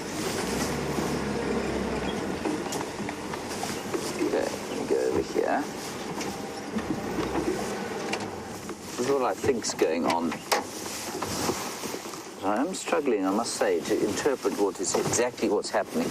So that one you can't see; it's too close. You can see this one, Jeandre, right? Yes. There's a male track there. Now, if you look back a little bit, you might also be able to see this track here. And it's much less distinct, and especially in this light, it's probably a little bit difficult. But a beetle has walked over the top of that one, indicating that it's not perhaps as fresh as some of the others. But that's definitely a male, but there are one or two much smaller ones along here that are from a female. And I think they're a bit older, and I do know that Thandi and Tingana walked along this road in the midst of their sort of courtship a little while back.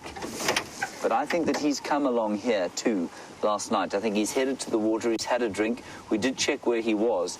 We're going back sort of, we've done a loop. Treehouse Dam is over there. We did a loop around. We checked exactly where he was last night. The tracks eventually popped out onto this road that go back towards Treehouse Dam. And I think that he probably had a drink not too long after we saw him yesterday evening. He would have waited for the cover of darkness and then moved off down the road here. And I actually think, you know what, I'm seeing every so often, I'm seeing a small track. I wonder if it isn't because he's limping and he's just not quite putting his foot down properly.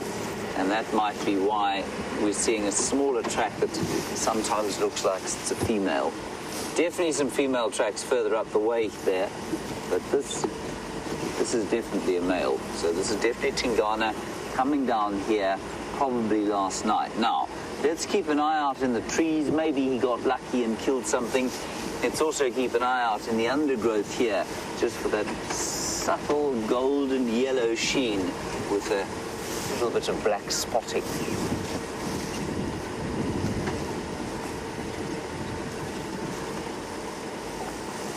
And Annie, very good question. I mean, we had a similar inquiry yesterday, and we know that leopards have got the most catholic diets of any predator out here. In other words, they will eat just about anything. And Annie, you say, would he resort to catching much smaller things like insects if he couldn't find anything large to eat, or if he was too injured to catch anything big? Absolutely he would. Leopards are able to do that, probably far more than any other animals are. They will eat frogs, insects, fish, antelope, rodents, one-horned impala. There is a one-horned impala which does not look particularly disturbed by life, indicating that Tinganar is either about to leap onto his back or not around here. Come on, Wendy, we want to see the impala.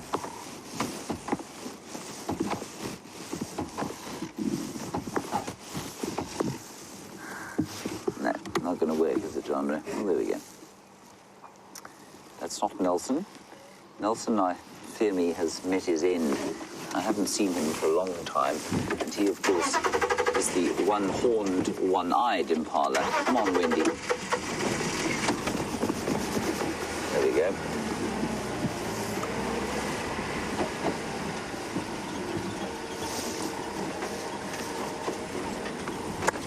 Ooh, very nice inquiry here. Now, we know that these impala, one of whom is standing next to us here, this is actually quite interesting. We know that they are going into the rut now. They're starting to chase each other around. They're starting to herd the females. But look at this one and look under his tail. His testicles have not dropped yet. Now, that's either an indicator that he's very young or that he has not been affected as much by the changing day length as some of the others. So, James Richard, your question is, why is it that some of them go into this kind of rutting time earlier than others? How is it that some of them have started to rut now and others will only do it at the right time, sort of in the middle of May? And James, well, initially what causes the increase in testosterone is a change in day length. And why some of them should have slightly differing responses to the day length, I don't know. And I don't know if it would be consistent. So if perhaps this chap, you can see he's clearly not being affected by it. If his testosterone levels had gone up, his scrotum would have dropped down, his testicles would be much more obvious. And his neck would probably be a bit thicker by this stage. That hasn't happened to him yet. Will it be the same next year? I don't know. It's quite interesting. A very good question. So I'm not sure if it's the same males who get to mate every year, the same males come into this time earlier than the others every year. I don't know. It's a very good question. Anyway, let's continue our little search for Tinganar.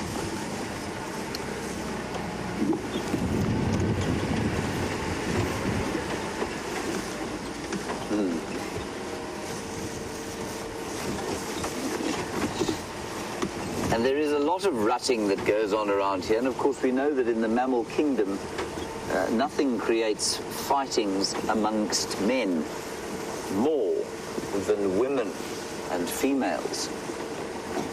And Monique, you were in London.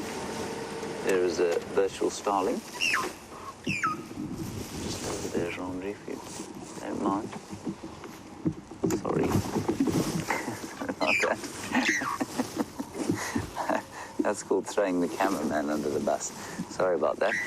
Monique, you want to know about the nyala and do they fight? You say they look almost too dignified. They do, and they are almost too dignified. What you find is that they will normally just do a sort of dance around each other, this very balletic and dignified, slow dressage dance around each other. But if that doesn't have the effect, the desired effect of chasing off a rival, they will then fight. And the fight is impressive to watch. It is an incredible, I was describing it earlier, it looks like two fencers having a go at each other. Tap, tap, tapping their horns. Was that a little grasshopper he took away there? What was it? A piece of grass? For a nest, perhaps. Andre's not, he's not even speaking to me anymore.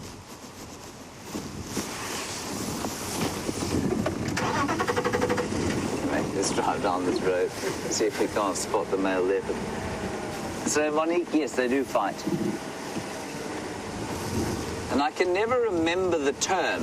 What is the term for the sword that the fencer uses? It's called a... Come on. It's in my mind somewhere. Somewhere in the recesses of my mind, I remember the name. Foil. That's right, it's a foil. Haha. You didn't remember that, did you, Jeandre? Not that you would have told me, because you're not speaking to me anymore.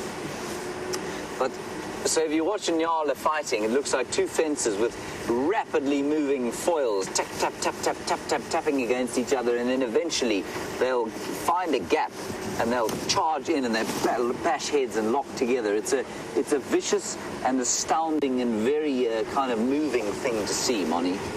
But it doesn't happen often, you're right. They are normally far too dignified. Now, the tracks don't come along this road. We'll go back along the road, the other side of this drainage. I suspect what he did was he had his drink and then probably moved into the drainage line here to seek out shelter there.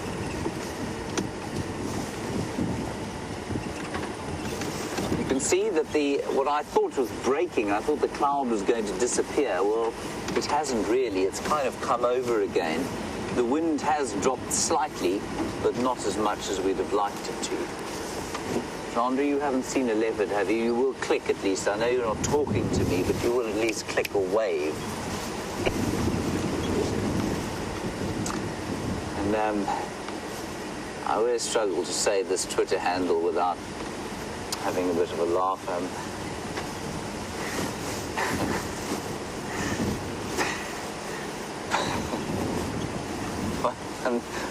One second. Okay, we've got an inquiry about the wild dogs and if they're around. And the inquiry comes from, I don't know why I find it so funny this morning, from someone called Brazos Yak. There we go, I said it. Brazos Yak, you want to know where it is that the wild dogs are and have we heard anything about them? No, we haven't for the last little while. I'm not sure where they are, Brazos Yak. They were coming south about 4 days ago, but that seems to have, well, whatever southerly movement they were making has not continued on to Djuma or Arethusa. Wonderful Twitter handles that we get here.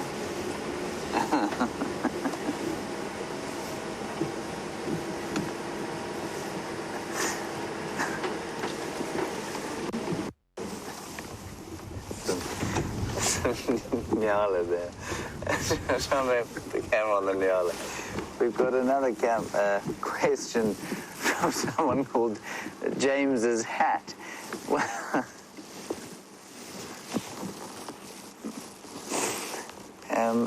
It's actually a really good question. Excuse me, sorry everybody. I'll hold it together eventually. James's Hat. Your inquiry, I don't know if I can answer because I think it's a good one. Why is it that reptiles, or not so many reptiles, why is it that mammals seem to be so dull-coloured? Although you could hardly describe those nyala as dull, but I do see what you mean. They're a kind of camouflaged red. And why are they that colour when so many birds are so obviously colourful, and indeed some reptiles are the same? Why are no mammals colourful like that? And I think the answer has got largely to do with camouflage and protection from predators.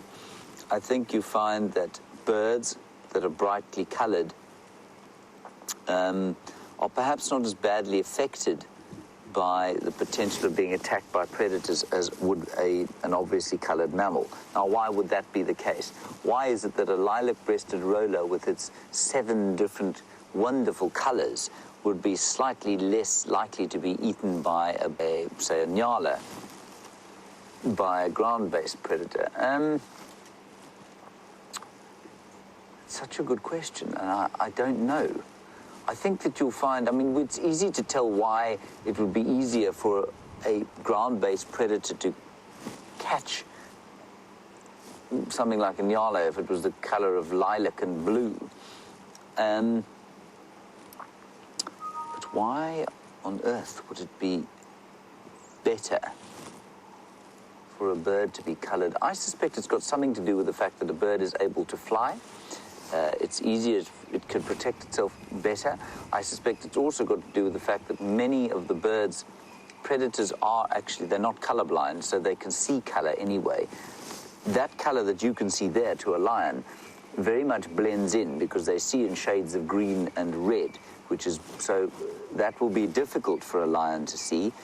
And I don't know, I'm going to have to think about that, but thank you very much for that. I love questions like that that make me think and that I can't really answer. Right, so we've had a talk of colourful birds. This goes across to some colourful butterflies. James's hat, enjoy those. I'll continue looking for the leopard and thinking about your question.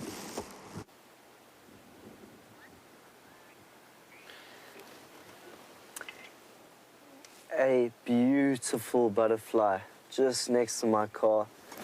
We've spotted. I have absolutely no idea what the name of this butterfly is, but it doesn't really matter at the moment because I'm just looking at it and it's just got such beautiful colorations.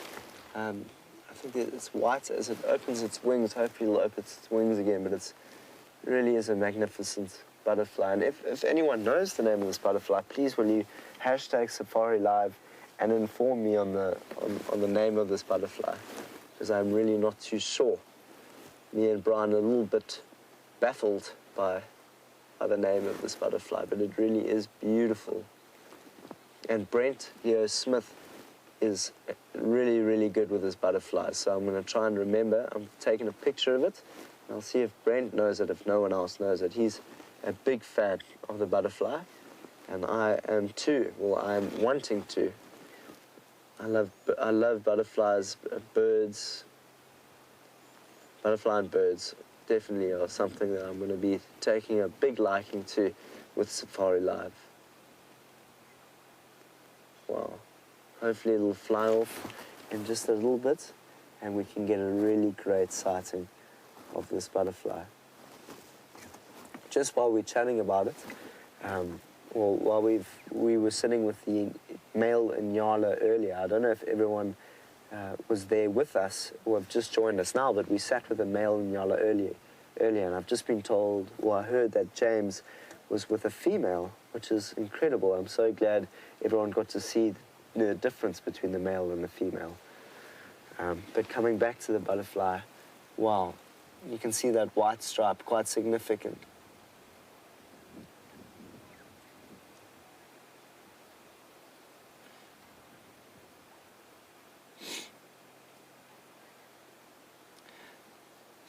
Siberia Zumi, I've got a big fondness for everything, both great and small. But if I think about the things that I enjoy the most in terms of the small things, and something that I love a lot are you know, both in Cape Town, you know, you get really small plants like ericas and little birds that will come in, like little sunbirds that come in and drink out of the ericas, and that's probably my favorite sighting to see when it comes to small things. But in terms of reptiles and small invertebrates, you know, we were sitting with a shongololo yesterday, and I thoroughly enjoyed that. But now, even just sitting with this butterfly, now you can quite clearly see those two little white spots on the side of that wing. Incredible looking butterfly. And I'm growing. My fondness is growing for the smaller invertebrates of the Sabi Sands. When I was here, during my training a couple of years ago, I didn't have the time to really stop and look at the smaller things because it was actually a little bit more important for my survival to learn more about how the leopards move and the way in which the elephants are. So I never really had the time to learn about that. But now that my knowledge base has increased by quite a lot, well, a bit more, I can now sit down with these beautiful butterflies and get to know them a bit better and see what their life cycles are like and you know, what type of caterpillar this came from. So yeah, so if anyone knows actually what the name of this is and what the caterpillar that it came from, please hashtag SafariLIVE and help us get a better reading on this butterfly. Great. Spectacular view of that butterfly. We've had such an incredible morning, from the nyala to the little dwarf mongooses that were running around, to the termite mound, and learning a little bit more about our ecology, the universe, and both things great and small. With that, I'm going to say thank you to the butterfly for that extremely incredible sighting. I hope that you have a great day. Mr. Butterfly, or Mr. or Mrs. Butterfly.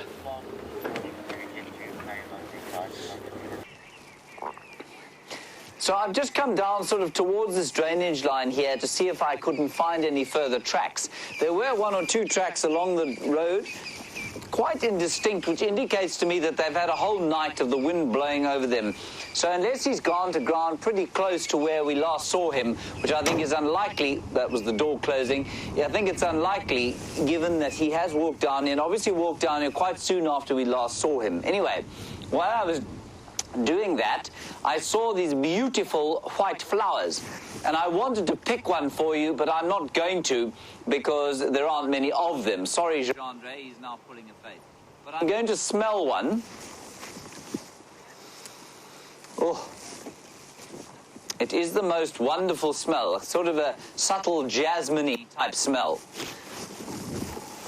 And, I mean, if there'd been a couple more than 3, I probably would have picked one. But there weren't that many, so I didn't pick a bloom for Jeandre. And apparently some of you are asking if Jeandre is perhaps tripping after he ate his gori bushes, or gori berries. He might be tripping, but that's certainly not a result of the berries that I gave him. I'm not tripping. There's actually very little out here that can be used as a hallucinogen. I think there's something called WildEarth. Dacher is the Afrikaans term for marijuana. You can apparently smoke the roots or something, and that will give you a little bit of a high. I have not tried that. And there are mushrooms, obviously. There are definitely mushrooms out here that have a psychedelic effect, but not much. None of the berries out here that I know of will produce any kind of narcotic effect.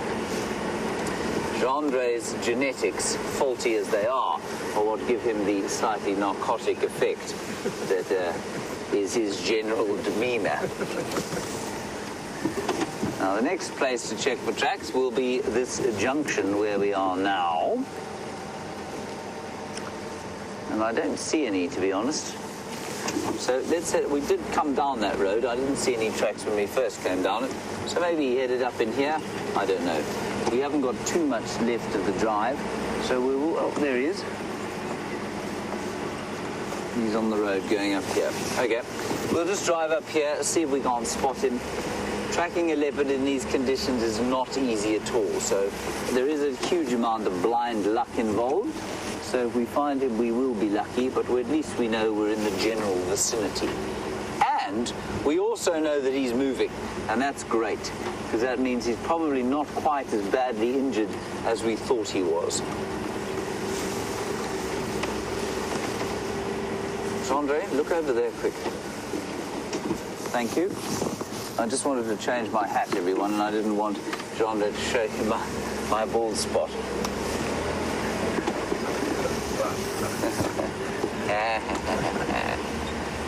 There we are. Am I plugged in? No, I'm not plugged in. Sorry, I wondered why I wasn't hearing Kirsten McLennan-Smith and her deeply KwaZulu-Natal accent in my ear. There we go. I'm plugged in again.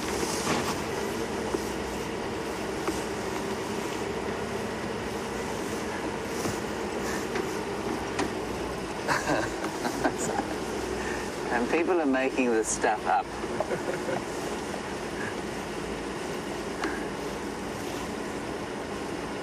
Somebody called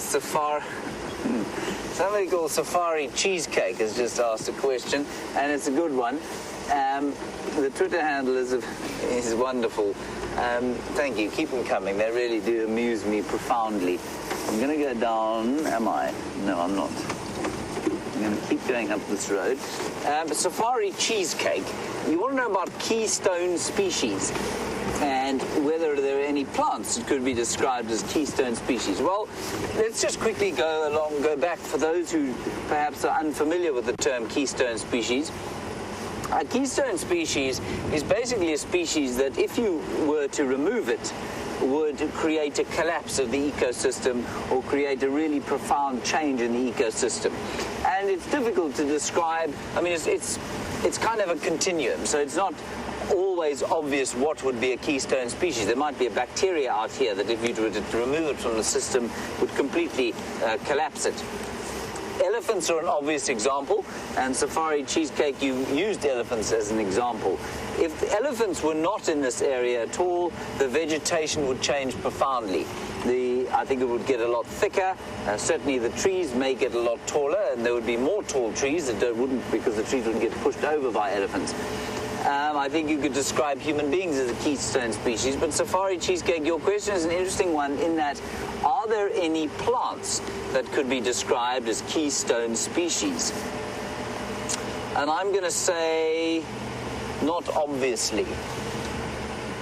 If you were to remove, for example, all of the marula trees in the area, if they were to collapse, if the marula population were to collapse completely, would it make a massive difference to all the other plants and animals out here?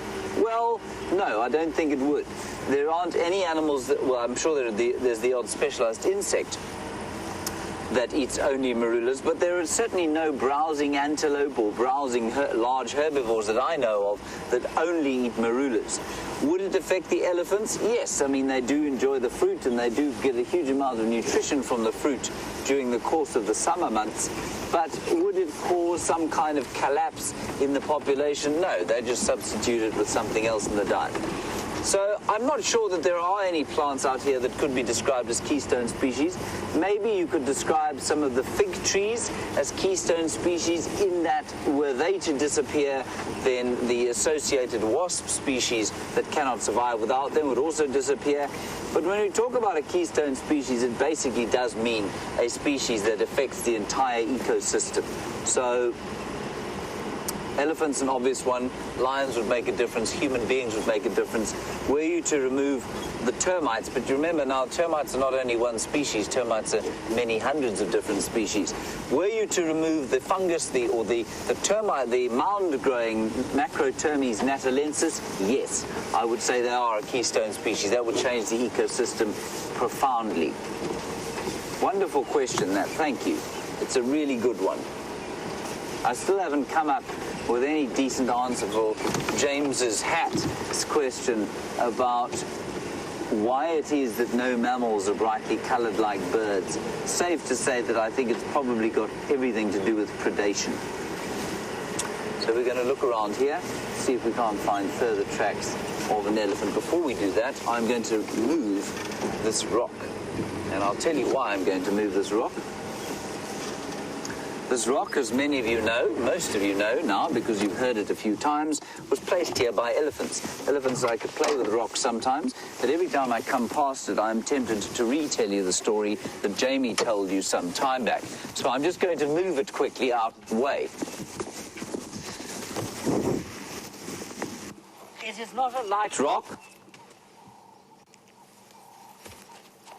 There we go. Now I shan't be tempted to repeat myself and bore you all to tears.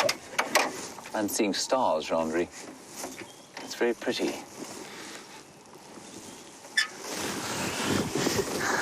I'm genuinely seeing stars. I think I overstrained myself slightly. There's one now just above my... Yeah, there we go. There we go, they've gone now. There we go. I'm plugged in, Kirsten.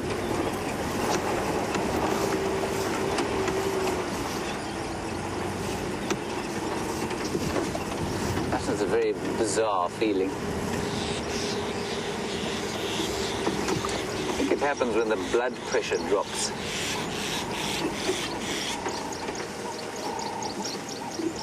Now,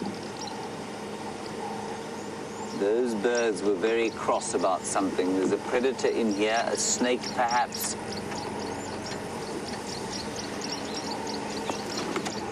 The first thing to look at is that crested barbet, beautiful crested barbet there. Red and orange and yellow. Oh, and a rattling cisticola there at the bottom with him. No, it's not a rattling cisticola, that's tawny flanked prinia, I think. It is a tawny flanked prinia. It's got a little caterpillar in its mouth. I think this is just a bird party, a feeding party. See that? That is awesome.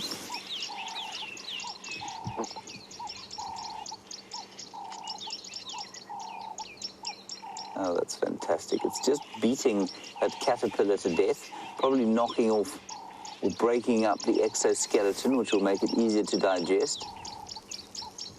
But you can hear a few of those pruniers in there. Now, a few of you, while we watched that prunier eating his caterpillar, a few of you were saying, are birds not coloured like that for attraction? Yes, to a large extent they are. But the question remains, why is it that no mammal has developed in the same way? Although we do have sexually dimorphic mammals, like the nyala, they're not colourful. They're still camouflaged, even though they're very different colours from the females. Why are they not colourful? And, I mean, if you look at a peacock's tail or that paradise wider's tail, they are an encumbrance to the male bird, and so they're an indicator of fitness to the female. If it can survive having such an encumbrance, then it must have good genes and good strength. I suspect you'll find that in the mammal world, let me see, the prunier is sitting on this bit of log here.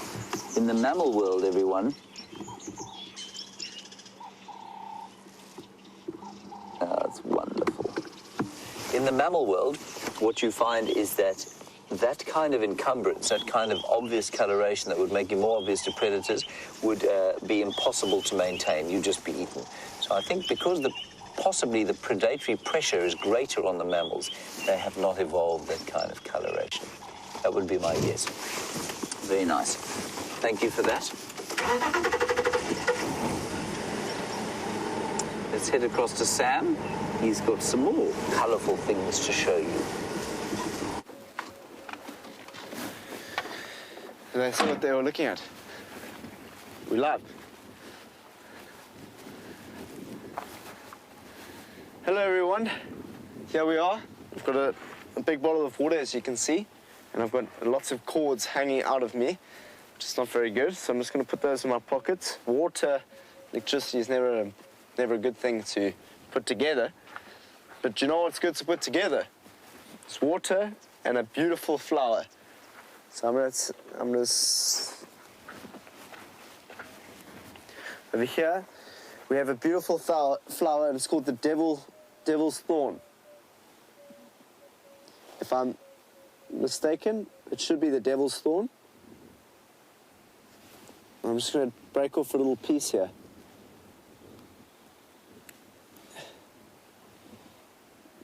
So I'm just gonna get a good shot there. Have a look at that beautiful flower, everyone. So this morning we've had such an incredible morning in terms of designs and looking at just different colorations, from the nyala that we saw this morning to the kudu and that beautiful butterfly, and now we're sitting with a devil's thorn, which is definitely one of the most beautiful flowers in the bush. And the reason why I picked up and took a little piece off this is because in my training, if I remember correctly, that it makes quite a funny substance. I wish you could be here with me to put this into your hands and see what it does. So what I'm going to do is take a little piece of this. I'm going to rub it on my hand. I'm going to pour some water on my hand. This could be really awkward if it's the wrong, if it's the wrong flower.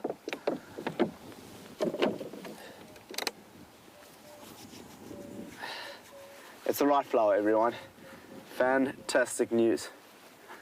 So when you use the plant of the devil's thorn, it makes a very, very, very, very lubricant. That's the right word. It's a very, very good lubricant that they used many, many years ago for different things.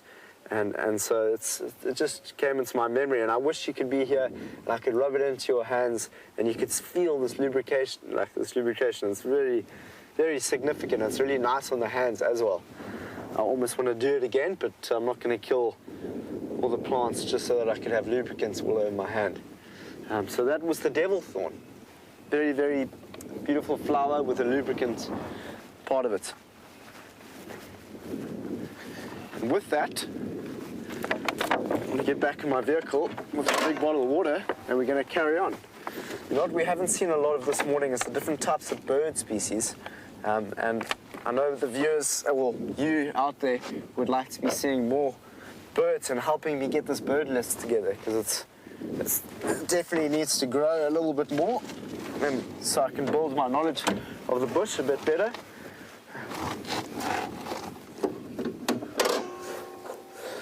So this is Rusty, everyone. Rusty. This is the first time I'm driving Rusty today, so I'm still trying to get to know her a little bit better and understand the way in which she works. She works in many, many different ways compared to our other friend Wendy. And there we go. So that I can hear questions from you guys. We are connected and we can go.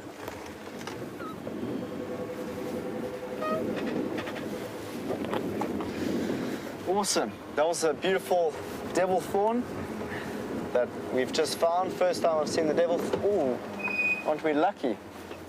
Over here, I'm just going to get into a better position. There's another beautiful flower.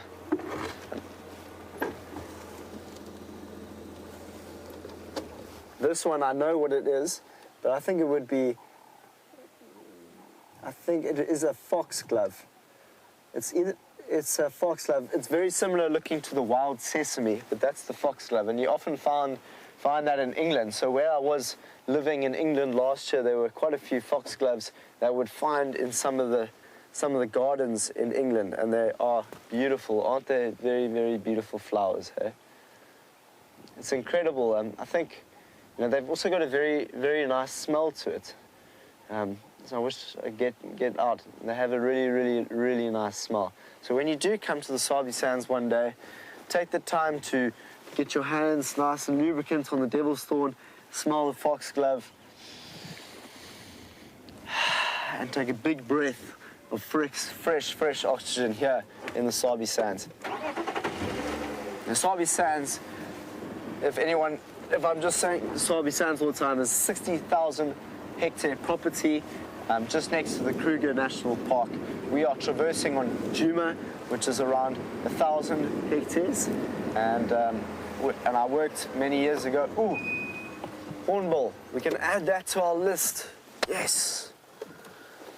Fantastic news, everyone.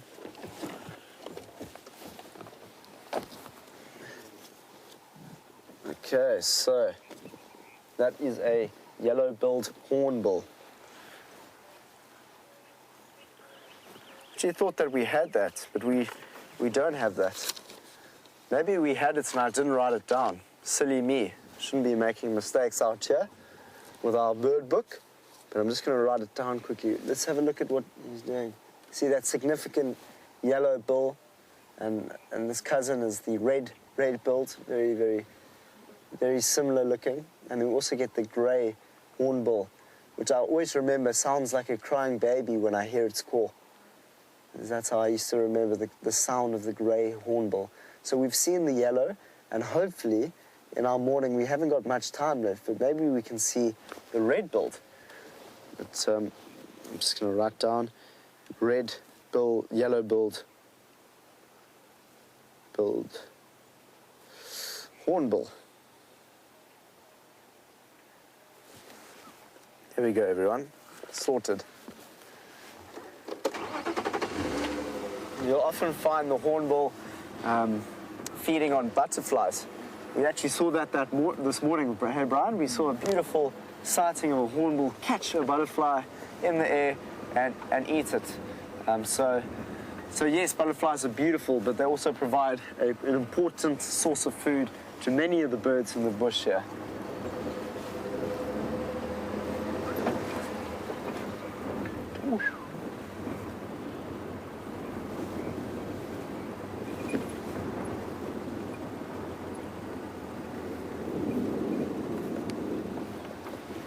Megan on Twitter. Megan, please tell me where you're from, because I would love to know where you're from. Are you my friend Megan in Cape Town? Because I know she might be watching, and if you are, hello Megan. Her question was, are there any moth species? I think that was the question. In here, yes, there are. M-O-F-F, moth. M-O-F-F. Yeah, I have no idea, actually, to be quite honest with you. Yes, moss species. Are there any moss species? Okay, moss, not moth or moth, moss. Yes, there are moss species. If we go and find some of the rocks, we can find some moss species. I generally find them on rocks. Hopefully, if we find some rocks, we can see if we can identify some moss out here in the Sabi Sands. But just ahead of us, first time viewing a wildebeest with everyone. Yeah, how exciting. Look at that beautiful male wildebeest. We know it's a male because it's holding its territory here, and just in front of it is a beautiful impala. So we're getting to know the bushveld a little bit better, as we know that they love to live together. They don't mind being in each other's space. They're not going to get angry with each other. They like to be there. And the wildebeest is one of my favorite antelopes, and it's an incredible animal because of its structure. Look at that structure of the wildebeest. It's been designed for what purpose? What purpose do you guys think? Hashtag SafariLIVE. Do you think that the design of the wildebeest is so useful for it? And I'll give you a little hint. It's something to do with a pattern. A pattern? No, that's not going to help you. Something that wildebeest, the only thing I'm going to say is something that wildebeest are very, very well known for in Africa. The way in which they are built is known for a very particular thing that they do in Africa. If you know the answer, please hashtag SafariLIVE, and we can talk about it a little bit further. So that was a wildebeest, everyone. How exciting. We've seen so much this morning. I mean, we haven't seen any predators such as lions or leopards, but we've seen beautiful, beautiful little insects. We've seen some beautiful flowers, and we've seen the sexual dimorphism of the nyala, and that's something that's always incredible to note and have a look at it, and see how a female and a male can look so significantly different. And with that, let's have a look and see what James is up to. See you all now. I'm afraid, everybody, I have found no further sign of Tingana. We've done a big loop around and we haven't found anything. So I think we're just going to continue on our way. We might be lucky in the next little while. I don't think he would have gone too far, but maybe he has. Maybe he's sought refuge in the Mlulwati drainage line, which is, of course, the main river that goes through the middle of Djuma. Anyway, so it goes. We're now driving along the Philemon's cut line. I'm not entirely sure who Philemon was, save to say that he must have been quite a fellow, because he's got two roads named after him, not two names roaded after him, two roads named after him. And it's a bit of a fire break, this cut line, and that means that either side of it we've got these clearings where there are some just beautiful grasses growing. Here's this plant. I just want to pick a piece of this plant. I'll go there, Jeandre, those ones there.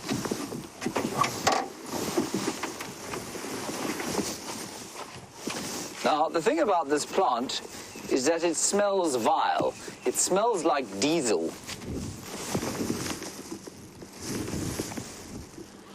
The actual flower is not too bad, but the leaves...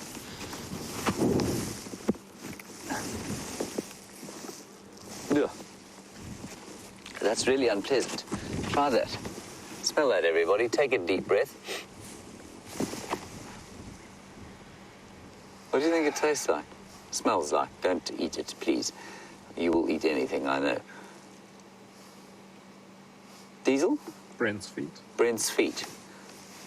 Brent's feet are more like a Stilton cheese, I find. This is more it's got a kind of really oily kind of smell to it. And I'm sure it's a protection against being eaten, but look at how pretty the flower is. See? Lovely purple anthers and white flowers. White flowers normally smell quite nice, and this one doesn't actually smell of anything. There you are, Jeandre.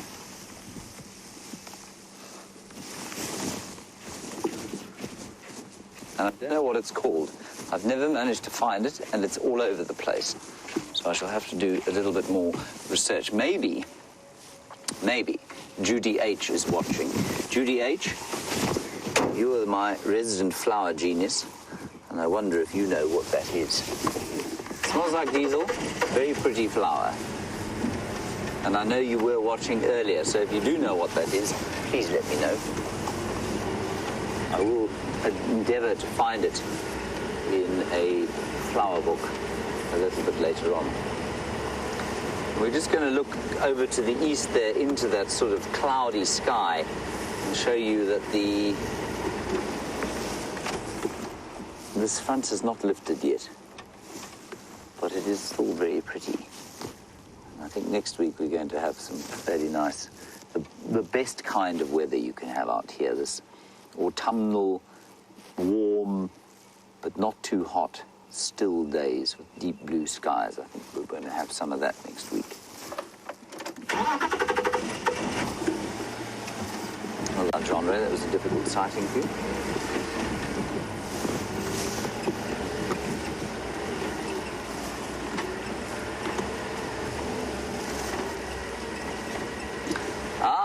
Now, what we saw earlier was an eastern paradise wider with a very long tail. And another common group of birds in South Africa that have those long sorts of tails are the widow birds. And monkey man, all the way from Australia, you want to know if we get those widow birds here. Monkey man, we do get them here, but only after really large amounts of rain. We get two species, the red-shouldered widow and also the white-shouldered widow. And what I will do is quickly show you a picture of them, because otherwise it's going to be completely meaningless to most of you. And I've pretty much given up on my tracking at this stage because I think, we don't have much time left. So the red-shouldered widow is neither of those, none of those. The red-shouldered widow is that one there. And you can see they've got that longish tail. We don't get the red-collared widow. I mean, I imagine they've probably been seen here once or twice, but not often. So those are the two there. The red-shouldered and the white-winged. The red-shouldered and the white-winged. Now, why this one here should be called white-winged as opposed to yellow-shouldered is anyone's guess. Typical, of course, of the namers of birds. That they name birds by the most indistinct part of them. I'm just going to show you one more example, that being the black-collared barbet, whose most obvious feature is in fact his bright red head. So why on earth, you tell me, why this bird here is called the black-collared barbet and not the red-headed barbet, I just cannot imagine. Anyway, so it goes. I think sometimes scientists like to be obscure, so laymen like you and I don't know what's going on.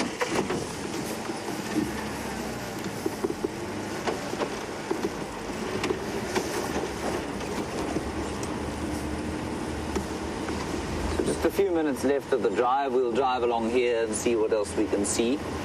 Not likely to be a vast amount. I was slightly worried about my identification of the tawny flanked prinia when we saw it last, but it was definitely a tawny flanked prinia. So those of you who are keeping bird lists, that's probably also quite a good one.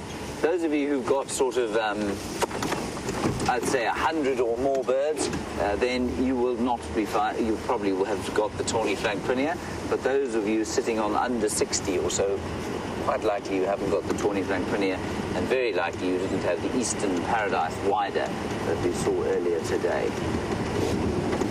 Not really good for birding, this sort of weather. So old Sam's bird list, I suspect, because he started driving in fairly miserable weather, Sam's bird list is going to explode to life as soon as next week's heat comes about. I think you and he will discover a whole lot of new birds when the weather improves and hopefully the insects come out.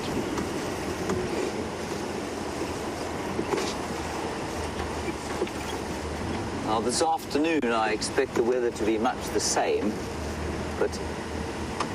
Oh, hang on.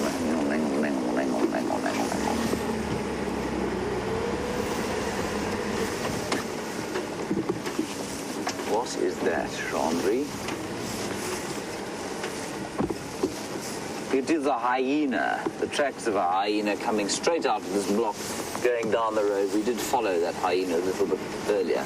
Well, we followed his tracks, going towards, interestingly, where Tingana was last night. No tracks of lions, as I said, which is, I don't know where that Nkahuma prize has gone. They'll probably pop up on Simbambili. They so often go into that block where they were. We look around them, we don't see them. Somehow they fly across and they pitch up at Simbambili.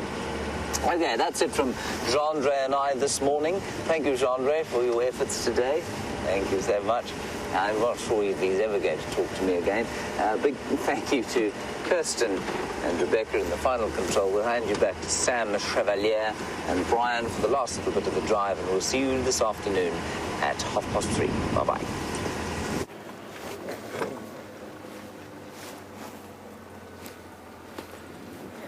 Four drives at SafariLIVE. It's been very exciting, everyone. I've had such a fantastic time. It's been, the first two were nerve-wracking. The second two have been getting more comfortable as I move around. It's great, being back in the Sabi Sands, back in the bush, back with, people that love what I love. That's the most important thing, is the environment that I'm living in, with people that really appreciate and have that love and respect for the natural world. It's just great to be immersed and around that. And it's been a fantastic morning. We've seen such incredible things. Really, we have. I mean, I've still got lots to learn about the way in which things are interacting within this ecosystem, but what a pleasure to be able to learn more and to sit with people that have been here for a long time and get to know it a bit better and see what my relationship is to it. I'm sure we're going to have many experiences over the time that we have here. We've got lots of time together, and we'll learn more about the way in which the environment will work.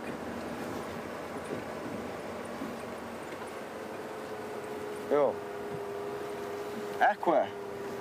If I wrote a book, what would it be about? Yo, that's such a nice question. Thank you, Aqua. I've been wanting to write a book for a long time. I wanted to write let me just put in a second. I wanted to write a book on a fiction book, which was about children's relationship to the natural world, which would have been, it would have been fiction, something like that, but that was a long time ago. If I had to do something now, it would be more along the lines of our relationship to the natural world in terms of, how do we not only cognitively understand the natural world, but intuitively and sensorily. So I think, the title of the book would be the direct experience and how that changes us. So we're going to try and find one word about, how different animals, how different trees, how learning about the atmosphere, learning about how the cosmos and how it all interacts and interconnects with one another. How our relationship to ourselves, our relationship to the moon, to the cycles of everything. I think that's the one thing that mankind really needs, in my opinion, of course, is that it's just a better thank you. But anyway, on that point, I'm going to say goodbye to you now. I just want to send a big thank you to the directors there with Kirsten and Rebecca and whoever else is there. Bryan has been behind the camera. He's been a really, really good person, not only behind the camera, but he's been at business. As you can see with this tie, he really is a great person. I want to say thank you to James, who's been amazing out here. It's just been fantastic. Have a beautiful day. We'll see you later, and lots of love.